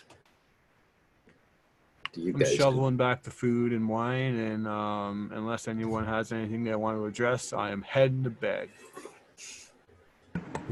I also am going to Likewise. go to sleep. I might pass out at the table. I'm gonna go over Krieg my just- spell book a bit and like re-prepare some stuff, kind of as I always do as a nightly routine or whatever. But other than that, Yeah, it would be. You guys would actually be sleeping during the day because it's early. It's probably like 9 a.m. So. I'm still up. first then. Yeah, you know, as long as food keeps coming out and drink keeps coming out, Krieg keep eating and drinking, either until he passes out or gets too tired to sit there any longer. Then he'll find a room. Beautiful. Yeah, he'll hook you guys up with keys to rooms so everybody's set. And you guys can have a long rest. Yay! Hey, Wow. finally. Hey, let's take like a quick 5-minute break and then we'll swing through the next hour. Wicked. BRB. Excellent. Yep. Be right back.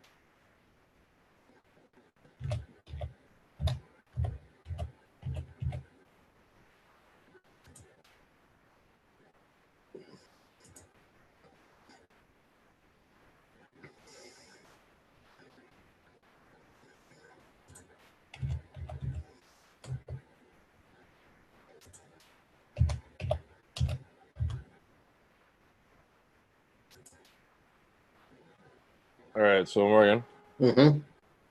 you take like equal parts honey and peanut butter.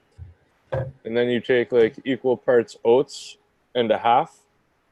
And you heat up the honey and the peanut butter, and then you throw in the oats when they're all hot on a pot on the stove.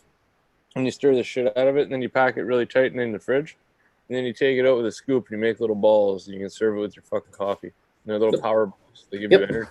Fucking really good. We do that a lot with same sort of recipe, but we use almonds in it as well. There you go. I just made a whole batch of them, and now I'm fucking addictively eating them, and I can't stop. Yep. We have them every now and then. My wife makes them too for breakfast things here.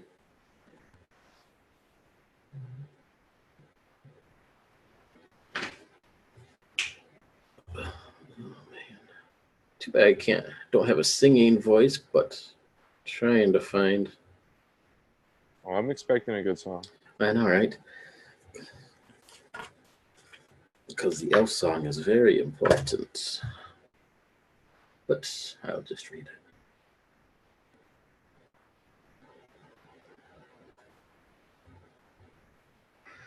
There is from the Dark Alliance game and from the actual Baldur's Gate games. They have the Elf Song Tavern, and they play the song from that, but it's a different one. Never played the first one. Played the second one a million times. I played the first one. I've only played the second one. I don't think I ever beat the second one. I just puttered at it. It's fucking massive. Yeah. Like, I can't believe how massive they used to build games.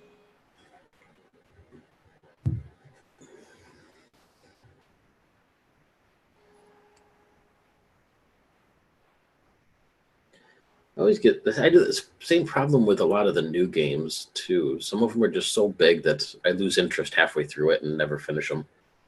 You go to look at your quest list and you have like 400 open quests. You're like, what the fuck? Yeah. What one's the real quest line? What am I supposed to be doing right now? I'm gonna go kill that bird. Skyrim was kind of for that. The Skyrim Oblivion, the third one, I've never even came close to finishing. It was just so huge. The other one, whatever that fourth one was, Skyrim, that one I beat. I never played Skyrim. I liked Oblivion. I liked it a lot, actually. But it was just gigantic. Mm-hmm. I never played Oblivion. The first experience I had in any of those games was Skyrim. Yeah, Oblivion was fucking different on a great level, man. Damn, The changes they made for Skyrim kind of turned me off a little bit. Oh yeah, I'll have to check it out. It's just massive. Oh my god, yeah, it's just gigantic. And when you think it's done, there's expansion packs that make it fucking gigantic again. Yeah. That's how I felt with Skyrim. It's like I beat it, and then I kind of kept playing, and I kept finding new shit. And it's like, you have discovered this. I'm like, I thought I fucking found everything. And there's still new shit. I'm like, what the hell? How big is this thing? So if Oblivion's bigger than that, I'll have to check that out. That's wild. Yeah, Oblivion's just... I haven't tried the online one yet, but Elder Scrolls Online is supposed to be pretty huge too. Yeah. It is. It's very, very fucking big. I've played a little bit. It's daunting. It's so fucking big. It's all the spots. You can go to all of them. Every game, you could go to the same Skyrim spots, or the spot where Skyrim takes place. You can go there. You can go everywhere else. You go to Morrowind, you can go to Neverwinter Night. Really? Yep, it's all fucking there. Oh wow.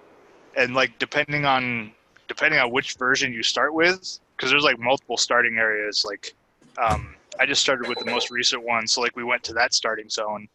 But then you could just get on a boat, and or because there's mass transit kind of thing. You get on a boat and say, "Oh, I want to go here," and next thing I knew, I sailed all the way to the exact opposite sides of the continent. And I'm like, "What the fuck is this?" I just picked a spot, and all of a sudden I'm over, and then then I got the main story quests start. I was like, "What the shit?" And it just got even bigger, and it's huge, man. I haven't even unlocked everything. I mean, you have to go someplace to unlock it, so that you can go in and out. But I mean, it's just as easy as walking to a new spot, and all of a sudden, boop, this whole other huge, massive area opens up. But I've ran around in Morrowind. I've ran around in the Skyrim area. This whatever these islands are that I'm at with these crazy ass bugs and shit. I don't know. It's freaking huge, man. It's nuts. That's awesome. It's pretty fun. I'm back. Aw. Just kidding. I had a weird dream that I came and helped you with Christmas parties, man. That sounds like a nightmare. It was fucking weird.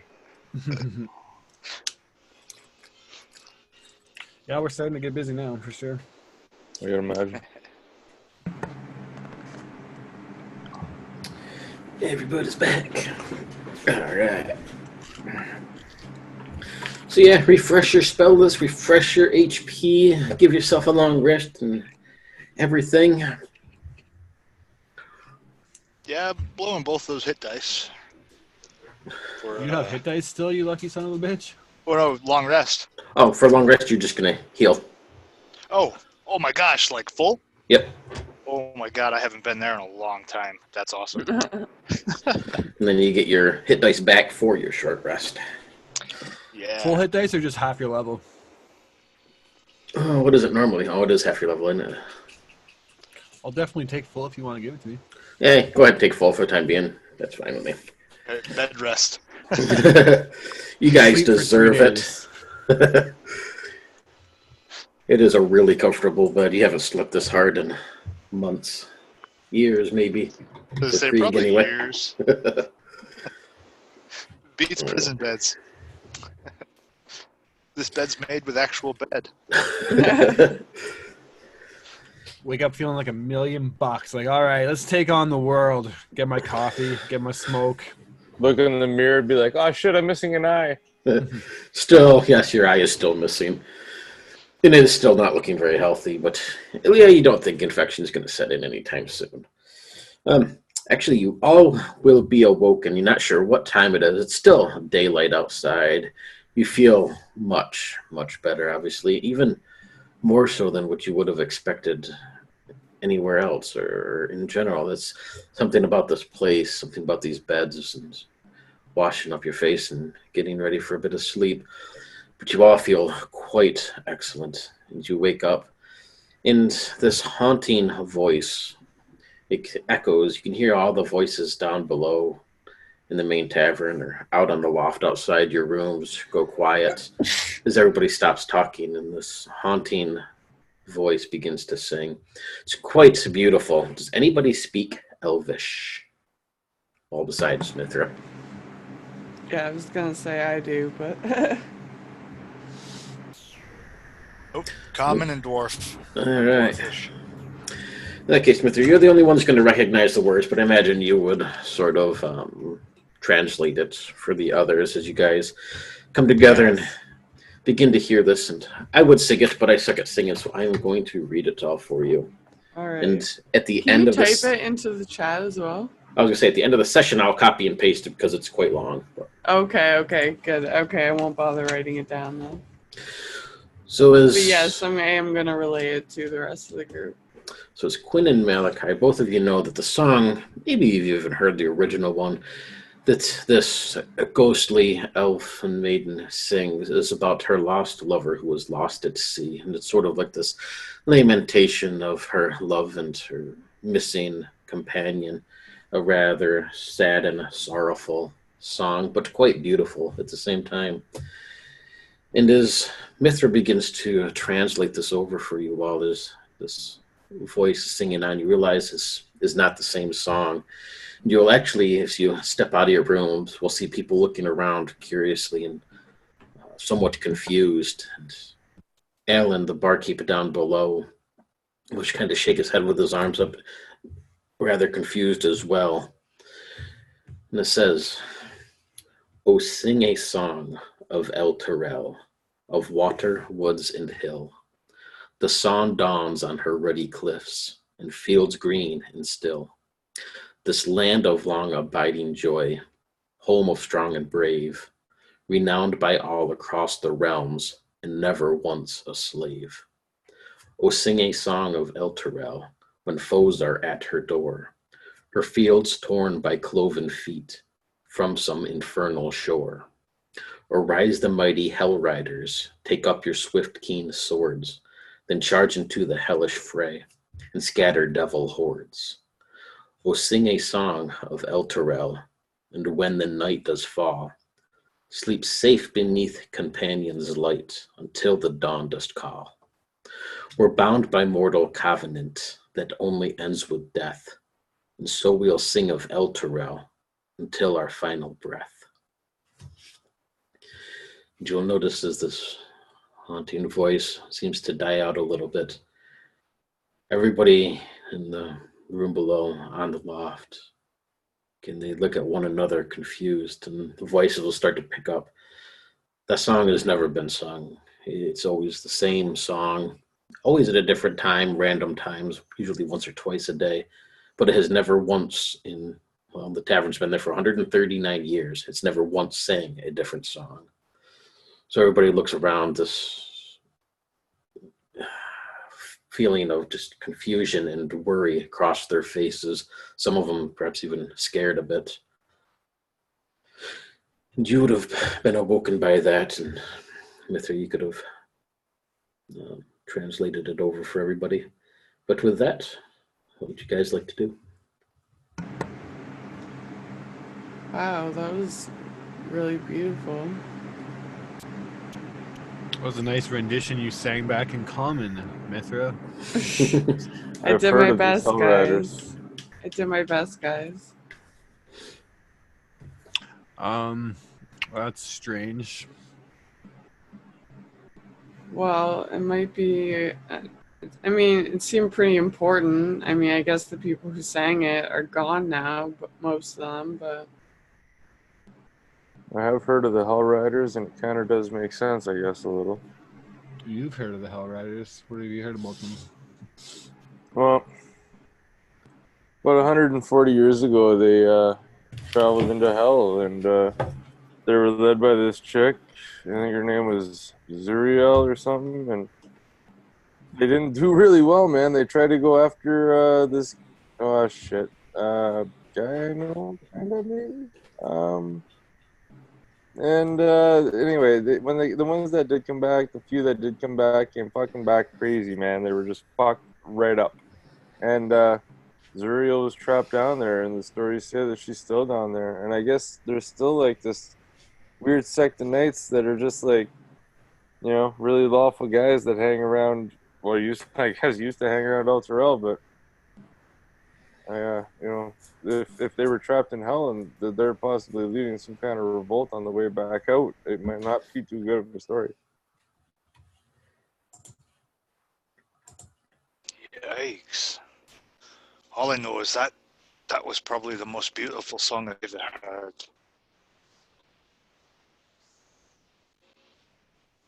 Strange that it's changed it after was that much. beautiful. And I'm gonna write down the song into my spell book, like on a blank page, just to remember it. I think I need to do some studying. I need to hit the Arcanum eventually and do some reading, but we promised Krieg that we'd go to Willow, so... You think those stories are true? That maybe that's what's coming out of that hole? Could that be those Hell Riders? You'll see this girl at a table next to you. As you were speaking about this, Malachi, she looks over. Slightly pointed ears, this long black hair. She wears a red bandana. I'm going to put a picture of her over into the Facebook chat. Quite beautiful. She'll look over as you're recounting all of this, Malachi. As you finish, and Krieg, you say that. Says, you seem to know an awful lot about the Elder Riders. It was just a story I read in a book one time. You're quite a educated man. And she'll stand up and walk over. Well, I appreciate that, sweetheart. How are you doing today? Tarina. My name is Tarina. Who might I have the pleasure of chatting with this evening? You can call me whatever you'd like, Trina. Well, you should know that I have many men. You're not just the first playboy to say that. Bet you I'm the first playboy with a face as beautiful as this, as I turn my eye towards her. That looks quite nasty, in fact. But a man who can wear that as a badge of honor is a man in my book. That's what I was hoping you were going to say. Would you and your friends like to have a drink and perhaps chat a little? I'm curious on what you know more about these. What friends, sweetheart? Just me and you. She'll look at Quinn and Krieg and Mithra and says, "Oh, I thought perhaps they were your lady friends. Was I mistaken?" Oh, no. Well, I guess they're friends. Yeah, I'm with the drow. No, they're just friends. This is my sister. Fuck. And I'm not a lady. I thought the beard might have given it away, but maybe it's because I bathed. Says you see all We sorts all of things bathe. in Baldur's Gate, but woman with a beard isn't one of the rarest things. And she'll sort of settle up beside you, Malachi, and look at your eye and says, well, at least one half of the face is quite handsome. What do you want, Trina? She says, hey, I was just striking up a bit of a chat here. Yeah, what are you worried about? Your brother seems to be quite knowledgeable and what's happened with the Hell Riders, and I've heard all sorts of rumors about El Terrell. I'm just trying to pick his brain a little bit, see what really happened out there. The city doesn't just come up and vanish. Well, Trina, what do you know about this whole thing? Maybe we could piece this together over a late night dinner. Says, well, who's buying? I'll take care of everything, sweetheart. Maybe not everything. Oh. I think I'm a real ladies' man. Not sure if you fucking got that. Yeah. Says, well, I know I have a few errands to run, but yeah, well, why don't we have a bit of a dinner tonight? I still haven't got your name, handsome.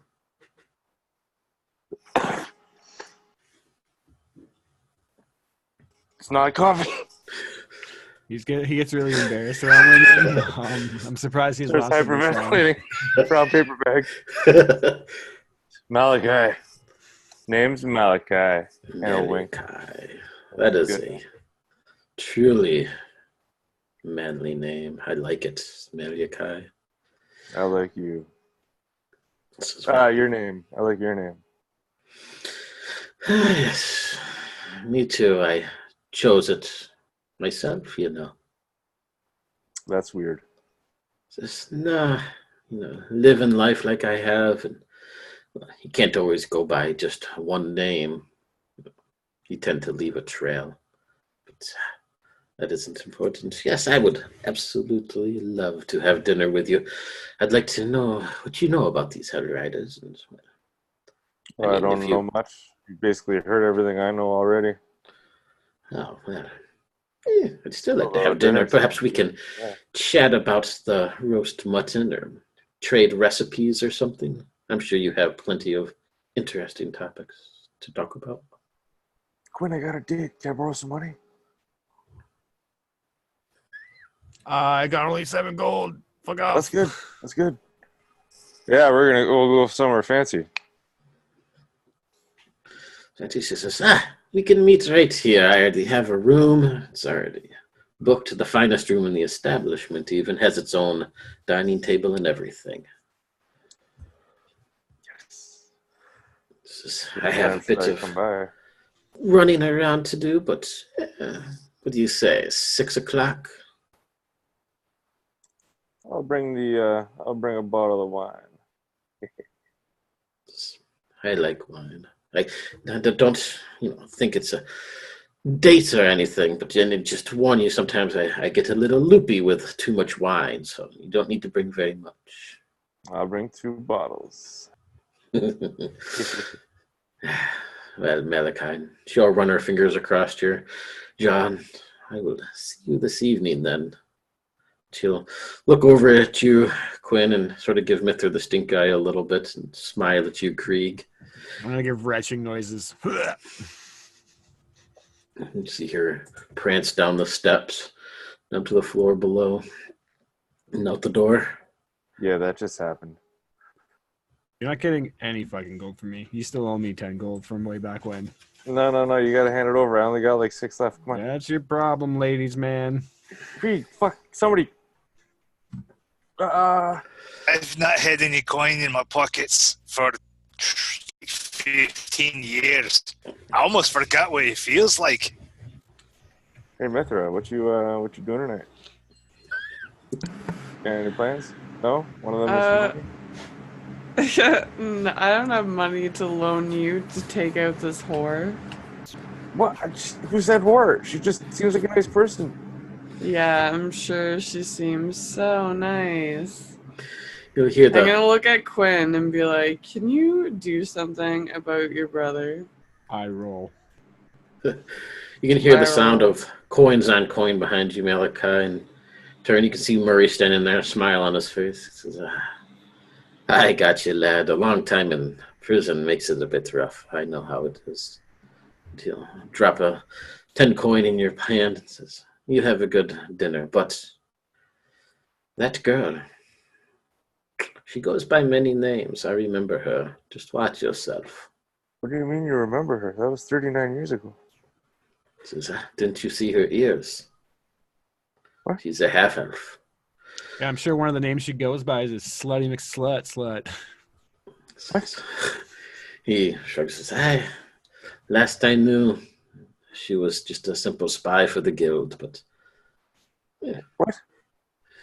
39 years? She's been in this place the whole time? I was gonna buy. Why are you giving me I need money?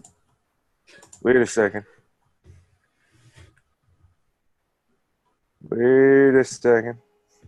Fuck. Never mind. They sound like she's a fair harbour, if you catch my drift. That's a sailor joke for whore. Although maybe not if she has something to do with a guild or two. This is, I just wouldn't take anything expensive in your pockets, Malachi. Not that you have anything, I doubt, but bring her a good bottle of wine, and hey, maybe she can hook us up with some information on what's happening in the city the past 40 years. Fine. I could probably get over it. All right, let's go to Willow Street before I barf out my breakfast thinking about my brother going on dates. Yeah, I'm with Quinn. I'm not about fucking watching that go down. It's like a train wreck you can't look away from. Give Mithra a wink. Don't you wake at me.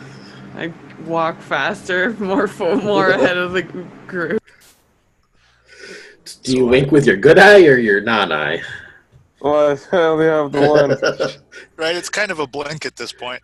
It would be more like a mouth, I guess, with the other side of my face. Alright, so I don't rightly know what's going to happen here, but I don't think there's any malice. All I know when this was delivered to me, this paper, was that you had some possible connection to my heritage or some memories that I don't quite have. That's all I was told. Full transparency there. I believe you. Are you guys all gonna come with me and go into this house with me? Oh, aye, I'm coming. Okay, Yeah. I mean, if you guys will come with me, then I guess let's do this. I trust you. I'm trusting you here, Krieg. Oh, aye, my sword, shield, it will keep you safe if it turns out to be something false. Where did you Because get if that it's shield, something Craig? false... Oh, this shield was back from the prison. I guess Okay, it's the yeah, only thing right. left from the Sentinel days. It doesn't make sense. Okay, yeah, good.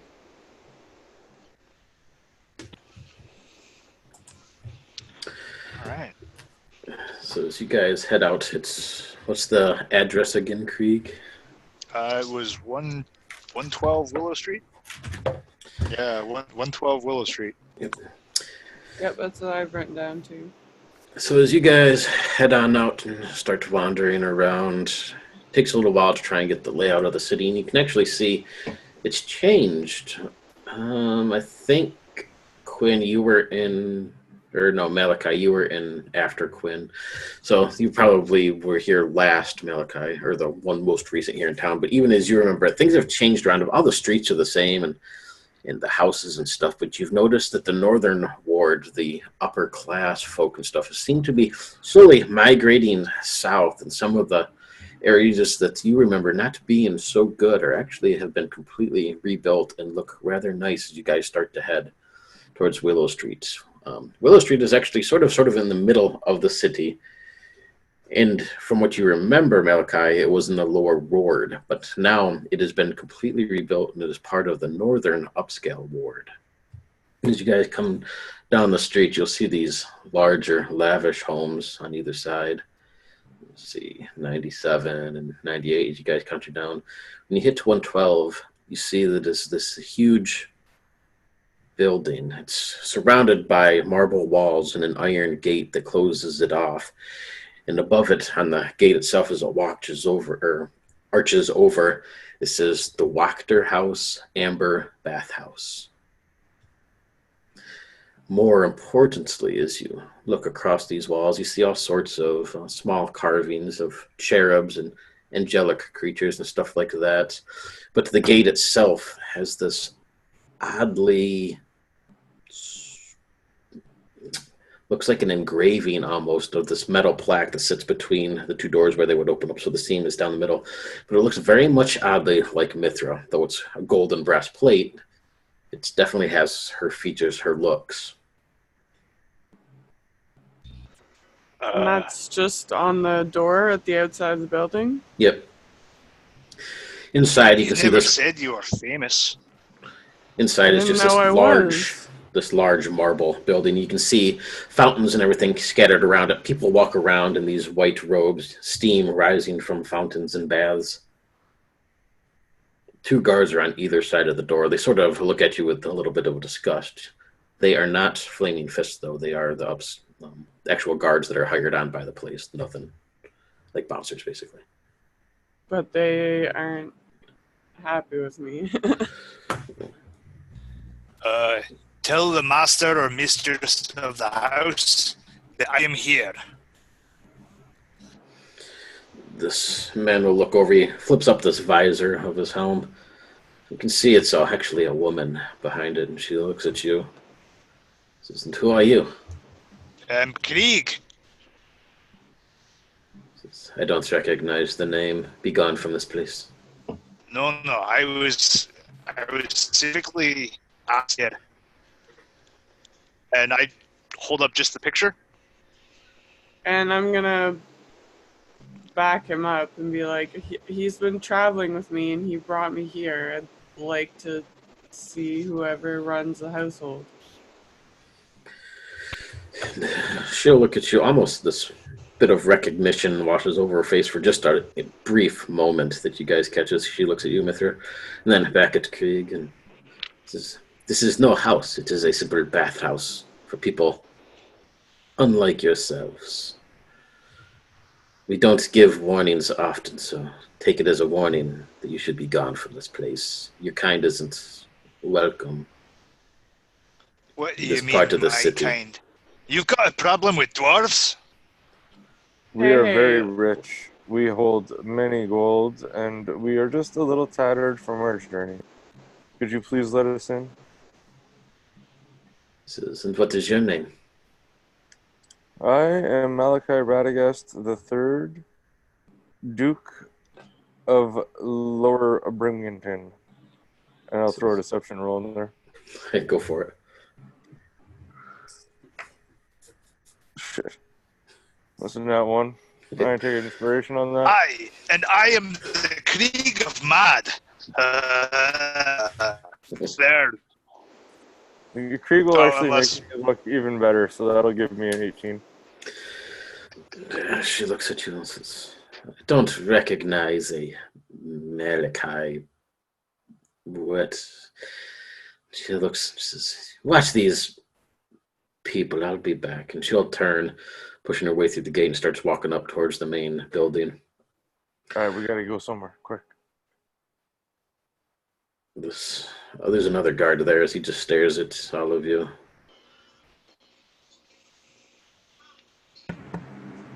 Can I safely stay if they go outside? Or was she like telling me to get out as well? She recognized you a little bit, yeah, but yeah, she was telling you, all of you, to leave. But Okay. You know what, guys? Let's just get out of here. We don't need this. Let's wait and see what Bullshit happens right until now. she comes back. I don't think that's gonna really work. You never know. Well, no harm, no foul if we're just standing here waiting to speak to the master or mistress of the house. With such an official title, Malachi Radagast III, Duke of Birmingham, I think You, he you went like with. that, eh? Yeah, that was great. Nice. Right off the top of my head. It's a good one. That's a good one. I like the third part. You know, I was third born. Well, yeah, who are Is your that what brothers that then? means? I know they're up here somewhere. Oh boy. I'm gonna have to think about that. I know there's two of them. You get back to me. There's brothers and a sister, and then another brother. I'm pretty sure. Oh, they're all up there somewhere. It's been a long time. Okay. You We'll know, I talk left about the it. mountain when I was 40.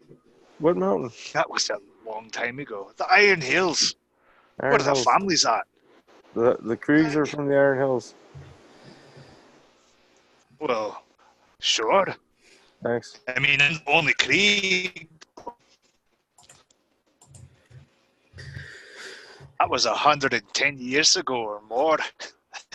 It was a long time. As you guys chatter, you can see this woman eventually start coming back down the main pathway. Another woman behind her who is dressed in these white silken robes. And she'll stop. The guard woman there will stop at the gate and press herself through and close up behind her as this other woman stays behind the gates. And she looks at all of you for a few moments. She's tall and very burly built, very muscular. From a distance, you would almost have swore that she was a man. The robes are kind of covered over top of her shoulder, but she looks like she lifts a lot of weight or something in her daily job, as she's quite buff. And she crosses her arms in front of her for a moment. Which one of you is Malachi the Third? And I'm gonna look around, and then I'm gonna point to me. Jesus. And where is it you are a duke of? Lower Birmingham. Wait, no, Lower Brighton.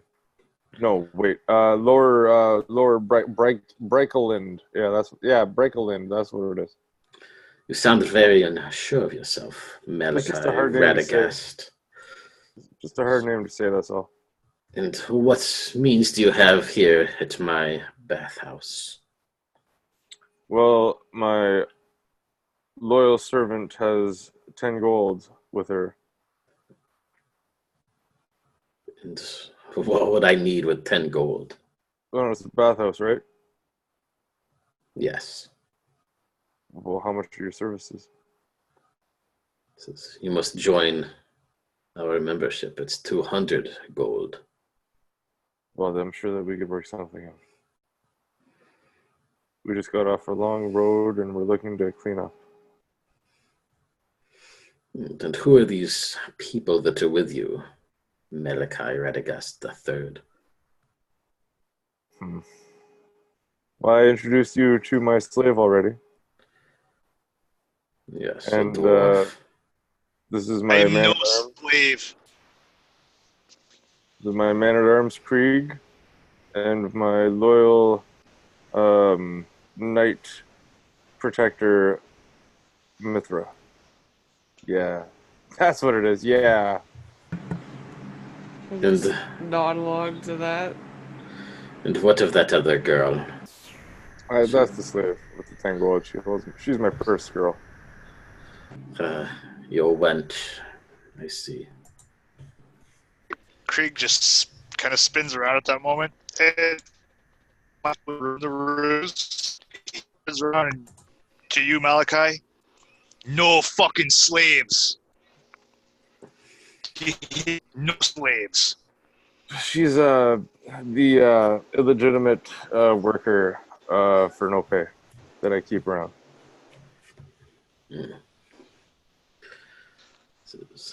Very well.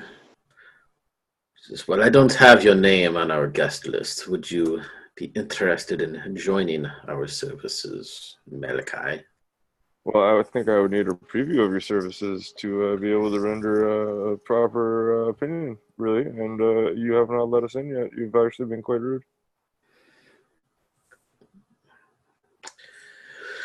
Yes, well, when you're in a position like myself, you must be wary. I I'm sure think we're you just gonna leave, understand that. actually. No. Good day. Very well, Malachi Radagast. Good day. I'm gonna start intimidatingly walk away. But meanwhile, when I turn away, I'm like shaking and I'm almost shit in my pants. Wait, miss. I have this. He's gonna hold these up again. Did you send this to me? She actually watches forward and snatches it out of your hand between the bars and looks at it, turns it over, looks at this drawing. This is... No. It was likely my son. And she'll wad it up or fold it back up and sort of hand it back over to you. Says, talk to him about it. Where is he? Says, I do not know. Well, this is kind of important.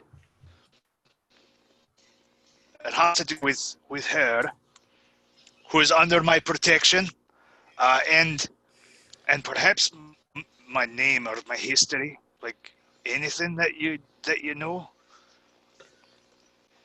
Says, you would have to talk to him about it. I don't know what this is, but it looks like his writing. You could probably find him down on the docks at the Bloody Stool. Oh, that's a great place. Yes, his name is Mortlock. Mortlock Vinholt.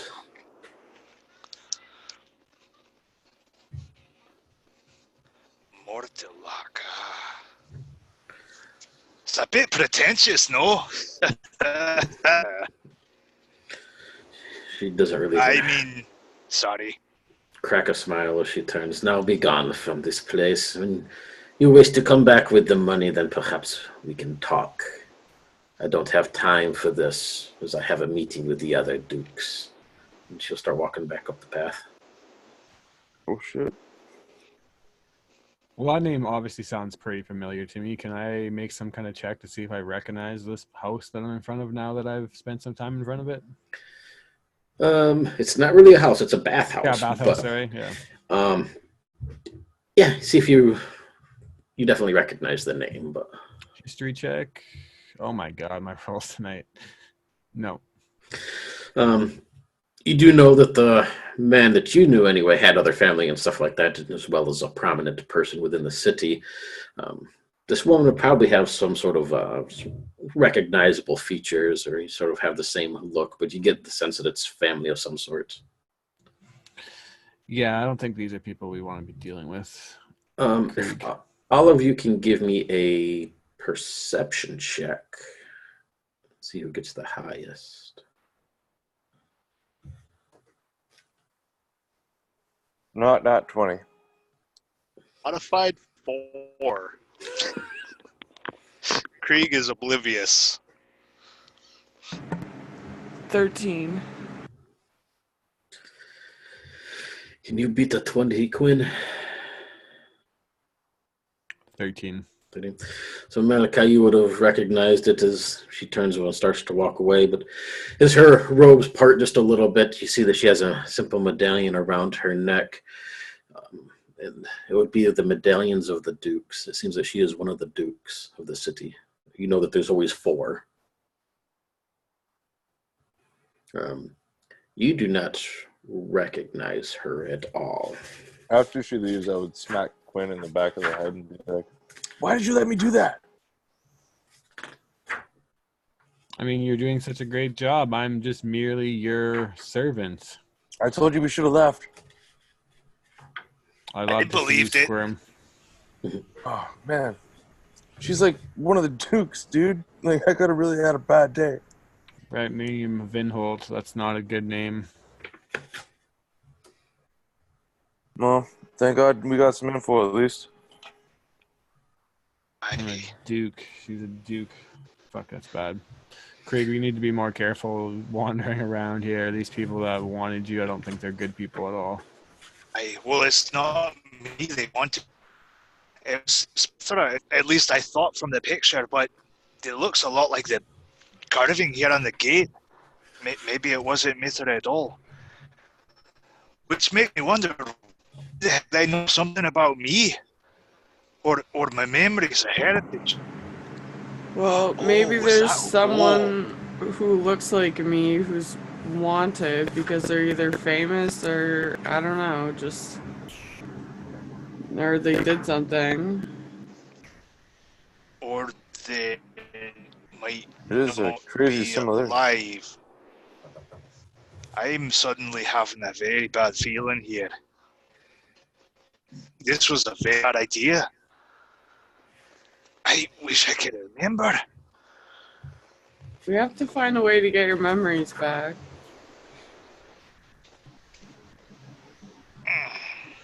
I'm not sure if I want them. I mean, the last name will be easy. Once I find that, and once I hold up my end of the bargain with the Queen, that will be fine. But she can keep the memories because there's something not right here. And he kind of absolutely plays with that the doll again. Hmm. What So do you what's our think, plea? Glenn? I think I want to get the fuck away from here. You want to find this guy? This son? Not particularly. Well, if he's at the bloody stool, I mean, lots of bad things can happen there, and nobody really gives a shit. Like, I've got these so many fights down there. That guy, he had it coming though. I swear about that.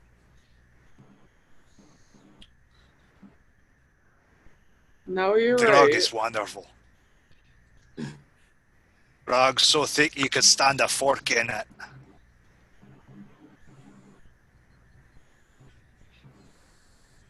What are our other options? We don't really have many. It is what the rumors are about Elturel. Yeah, I'd like to go hit up the Arcanum, but I could see how that'd be boring for most of you guys, just reading books for a couple hours. What, like at the Arcana library? Yeah, technically I'm kicked out of there, but I have people and ways of getting in. I mean, that seems like a place I might be interested to go, but I still kind of want to check out what's going on with this as well. I really shouldn't be seen around the Arcanum. That's true. I was thinking it more of a solo mission anyways. They're pretty picky about who they let in. Yeah, I'll just stay away from that end of town right now. All right, well, maybe, I don't know. I'll go study for a couple hours, meet up with you guys at the Elf Song Tavern. I don't want to deal with this guy, but trust me when I say that that last name, Vinholt, is not a good one. I don't really know if I want to deal with this guy either. How about me and Krieg go check him out, and you and Mithra go to the Incarnum? I was kind of thinking that myself. What do you think about that, Quinn? Do you have a way to change how you look? Not offensive. I don't really know how to say this, but you're kind generally not allowed in the library. You know, the whole murderous drow past that your people generally have. Do you have a way to like Sure. change yourself? Disguises or something? I don't know. Well, I could hypnotize somebody into letting me in. This is like a library of wizards, but you know, maybe. All right. Well, then I guess I should stick with Krieg and Malachi. It's not that I gonna don't say want it's- you there, you know? No, I totally get what you mean. Maybe we shouldn't bring Mithra with us, though, if she's the person this guy wants. Well, what the hell? Well, I've seen troops of wandering players, mummers, if you will. Like, they use makeup. You just powder your face up and ta-da! I watched this play once. True. They were all men, but they came out with makeup and looking fancy, so that might work. I All mean, right. Get it's your hands on possible I could To the market. persuade. To the market. The girls are going on a shopping trip, and then some light reading. Oh dear God. Whatever you do, don't fucking get in a fight or fucking find any demons, because you guys Okay, I'm know not that you're shit without us. Malachi. Well, you know us. We're not gonna get in a fight. That's not Yeah. what we do. Look at me. I swear to God, if you're dead when I find you, I will chase you down to hell and bring your ass back from the grave. We'll be fine down there Just at to the kill docks. you again. Those are my people, or Yeah, we'll be at least good. they were. We'll be fine. I'm not joking around, you two. No fucking fighting. And I'll leave.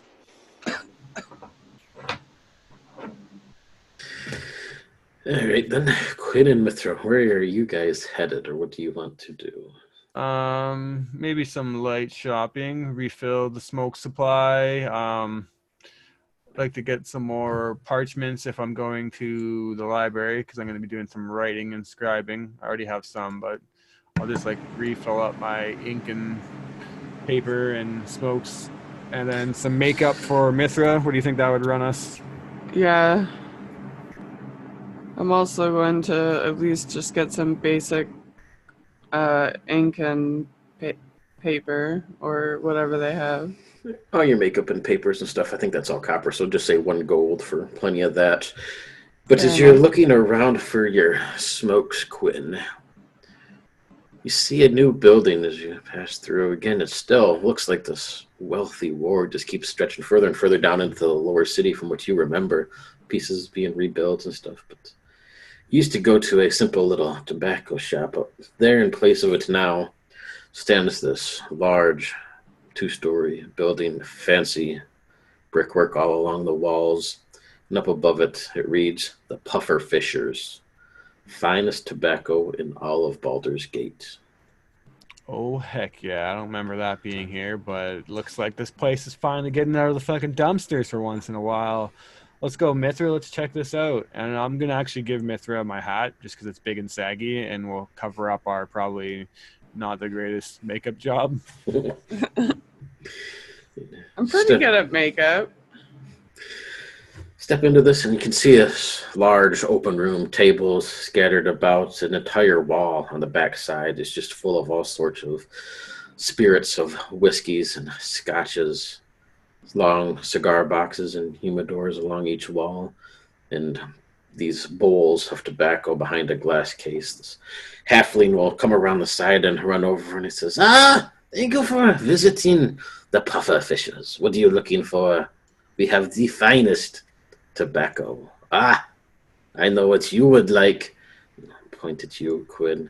He says, "You would like some of the Sultan's finest, wouldn't you? Come, let me show you. Hints of saffron and whiskey. It's the finest you can hear. Here, and you'll quickly pack a small little pipe full of this. Take a sample, just one hit. Go ahead, I'll even light it." I will do so, deeply inhaling. It is quite delicious. He says, not too much. This is a bit pricey. Would you like to try more? Try more. Your friend doesn't sound like she needs much more, but you can have as much as you want. Everything is with the price, of course. But we offer samples and membership fees, and if you're interested in discounts, there's all sorts of plans. Yeah, what are we talking for prices here? This is all great. You said samples. I'm just gonna start pocketing samples if I can as we're going by. Just because I'm a very big consumer of this, so I just wanna, when I come back and obviously spend a lot more money. I understand. Yes. What is your favorite? The Sultan's is pretty good. What else do you got around here? I'm looking around. I'll just make up some fucking shit. Well, to be honest, some of those that you used to like are a bit out of style. It's been a while since you've been to the gates. We got all sorts of new things with the new dukes in rule and everything's, the cargo is coming in freely. The tariffs have been lifted. The city is, it's a reawakening. What's your name? What's your name, lady? My name's Quinn. So the Dukes are doing some good around this city for a while. That's kind of strange. Last time I was around here, it was a shithole. Yeah, it seems to be that way, but Duke Vinholt, she's taken control now with Raven Guard missing, and things are starting to move a little bit. This is probably the best thing to have is for the Grand Duke to go missing. You know, I wish for his best, of course. He was a good man. And if you ask me, then the Flaming Fist got a little out of hand too, but they have that under control. We're not worried about all of that and that wrath, the disgusting people outside the gates. They have that under control. We're worried about the finer things, about the whiskeys and the tobaccos and the legendary puffer fishers. Yeah, the Grand Duke went missing. When did that happen? He says, I don't know, maybe a 10 days. It's not important. That's something he was going to Eltrem. Maybe they say something like the city is missing, but again, it's all just hearsay. Who knows? Yes, Vinholt will be the Grand Duke in no time, and with the voting coming up and everybody being put in place, you'll have the city cleaned up in no time. Get rid of the riffraff and move in. Yes. Well, thank God for Miss Lady Vinholt's fine placing of such a yes. circumstance. Bless Vinholt. Yeah, anyways, this tobacco. You said you don't have any more of that Frost Giant's fume left, do you? That was one of the favorites. For you, I like you, Quinn. I like you. For you, let me see what I can do. Let me see. And he'll scurry around and out a door in the back. You can hear him rummaging around out there. Gives a few minutes and comes back out. Just a small little bag. Says, I don't have much. What do you say? 5 gold? I thought the Dukes were doing well here. That's like double the price that I used to pay. This is inflation. You know, got to make a living with the city getting richer. The price is going up. Says, I got to support my family. 11 kids. I have 11 children. You know, they eat like little fiends. Right. I know. I'm just saying for a potential long-standing customer relationships here. I was expecting a little better from the legendary puffer.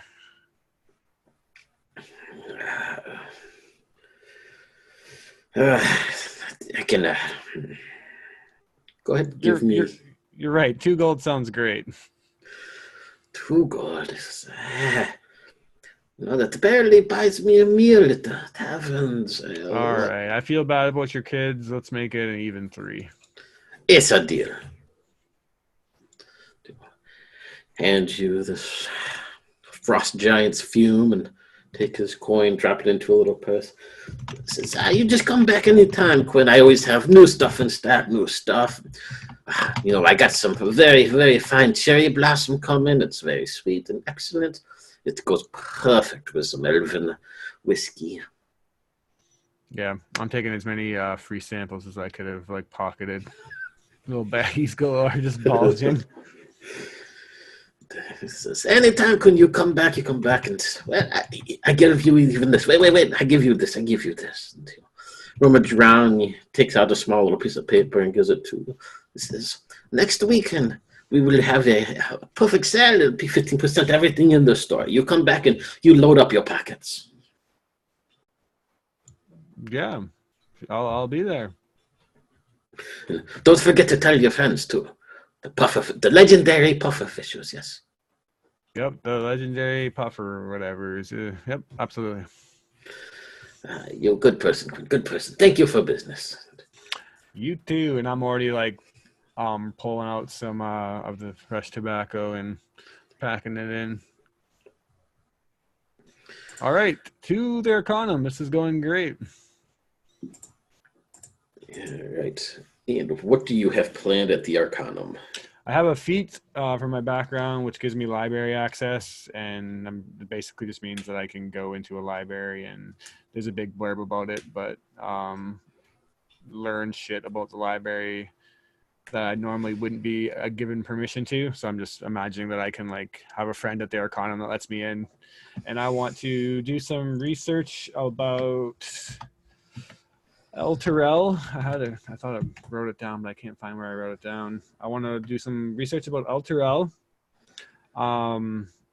Leo Flametongue. I also want to read about the companion orb. Shit, what else did I have? Anything that you can think of, Mithra, while we're here going through books? I mean, I guess I don't know. I mean, like, besides like the elf song, I'd like to like see the significance of that, and I don't know. More so, I just like we're at the library, right? Like, I feel like we should be able to not only find like we should be able to find like old newspapers and stuff like about the area around Willow Street and the bathhouse that Yeah, I'll wouldn't read let about us that's a in. good idea. The Dukes and the current kind of ongoings of Baldur's Gate lately. And yeah, and the bathhouse that wouldn't let us in. Because Yeah. I'm sure there's got to be things about that. I want to research some spells if I can, specifically maybe trying to copy down detect evil and good and comprehend languages. If I can find those two like scrolls or something, I imagine that like that's probably not something that is easy to do. So maybe I don't know if you want me to make a roll to do that. Yeah, I was gonna have you do a investigation. Works for me. We'll give it a DC 10 plus the level. What's the level? Both ones or two? They're both detect good and evil. I think is 1, and comprehend languages. I also think 1. I think so. Yeah. So yeah, just DC 11 for both then. All right, pass on the first and pass on the second. So yeah. And if Mithra, if you want those, I imagine you could get them right there since you're with Quinn anyway. Okay. All right, awesome. And that does cost us some gold. I'll look up what it costs to copy it over, but it does cost some amount of supplies. So I'll get back to that when you are like out of game or whatever. And then Okay. yeah, so you don't even have to give me this information right now, but basically just looking for a lore dump on El Terrell, Leo Flametongue, and Devils in particular and their contracts. Okay. And then Baldur's Gate. There was fucking one other thing. I thought I wrote this down, but I can't find it for the life of me. So the Dukes of Baldur's Gate, the bathhouse, Vinholt's family for sure. And I'm just going to spend about 4 hours or till noon, just the morning here. Okay. I'm going to stay with Quinn and do the same. I will do a Facebook chat for you guys separate, and then kind of in between sessions fill you in a bunch of stuff. That way you can share as desired. Yeah. Thank you. And you just see like Quinn in her element right now. As soon as she gets into the books, you just see her like come out and start like walking down these endless rows of books and like climbing up ladders and picking out and knowing exactly where she is, putting them all down on the desk. There's like this wall of books and start flipping through them. Beautiful. What was that? Well, that puts us at 12. So we will pick up with Malachi and Mad Krieg next session, and as you guys head to the Bloody Stool to see what you can find, and we will call it there for the evening. Awesome. Love the name of that bar. Love the name of that bar.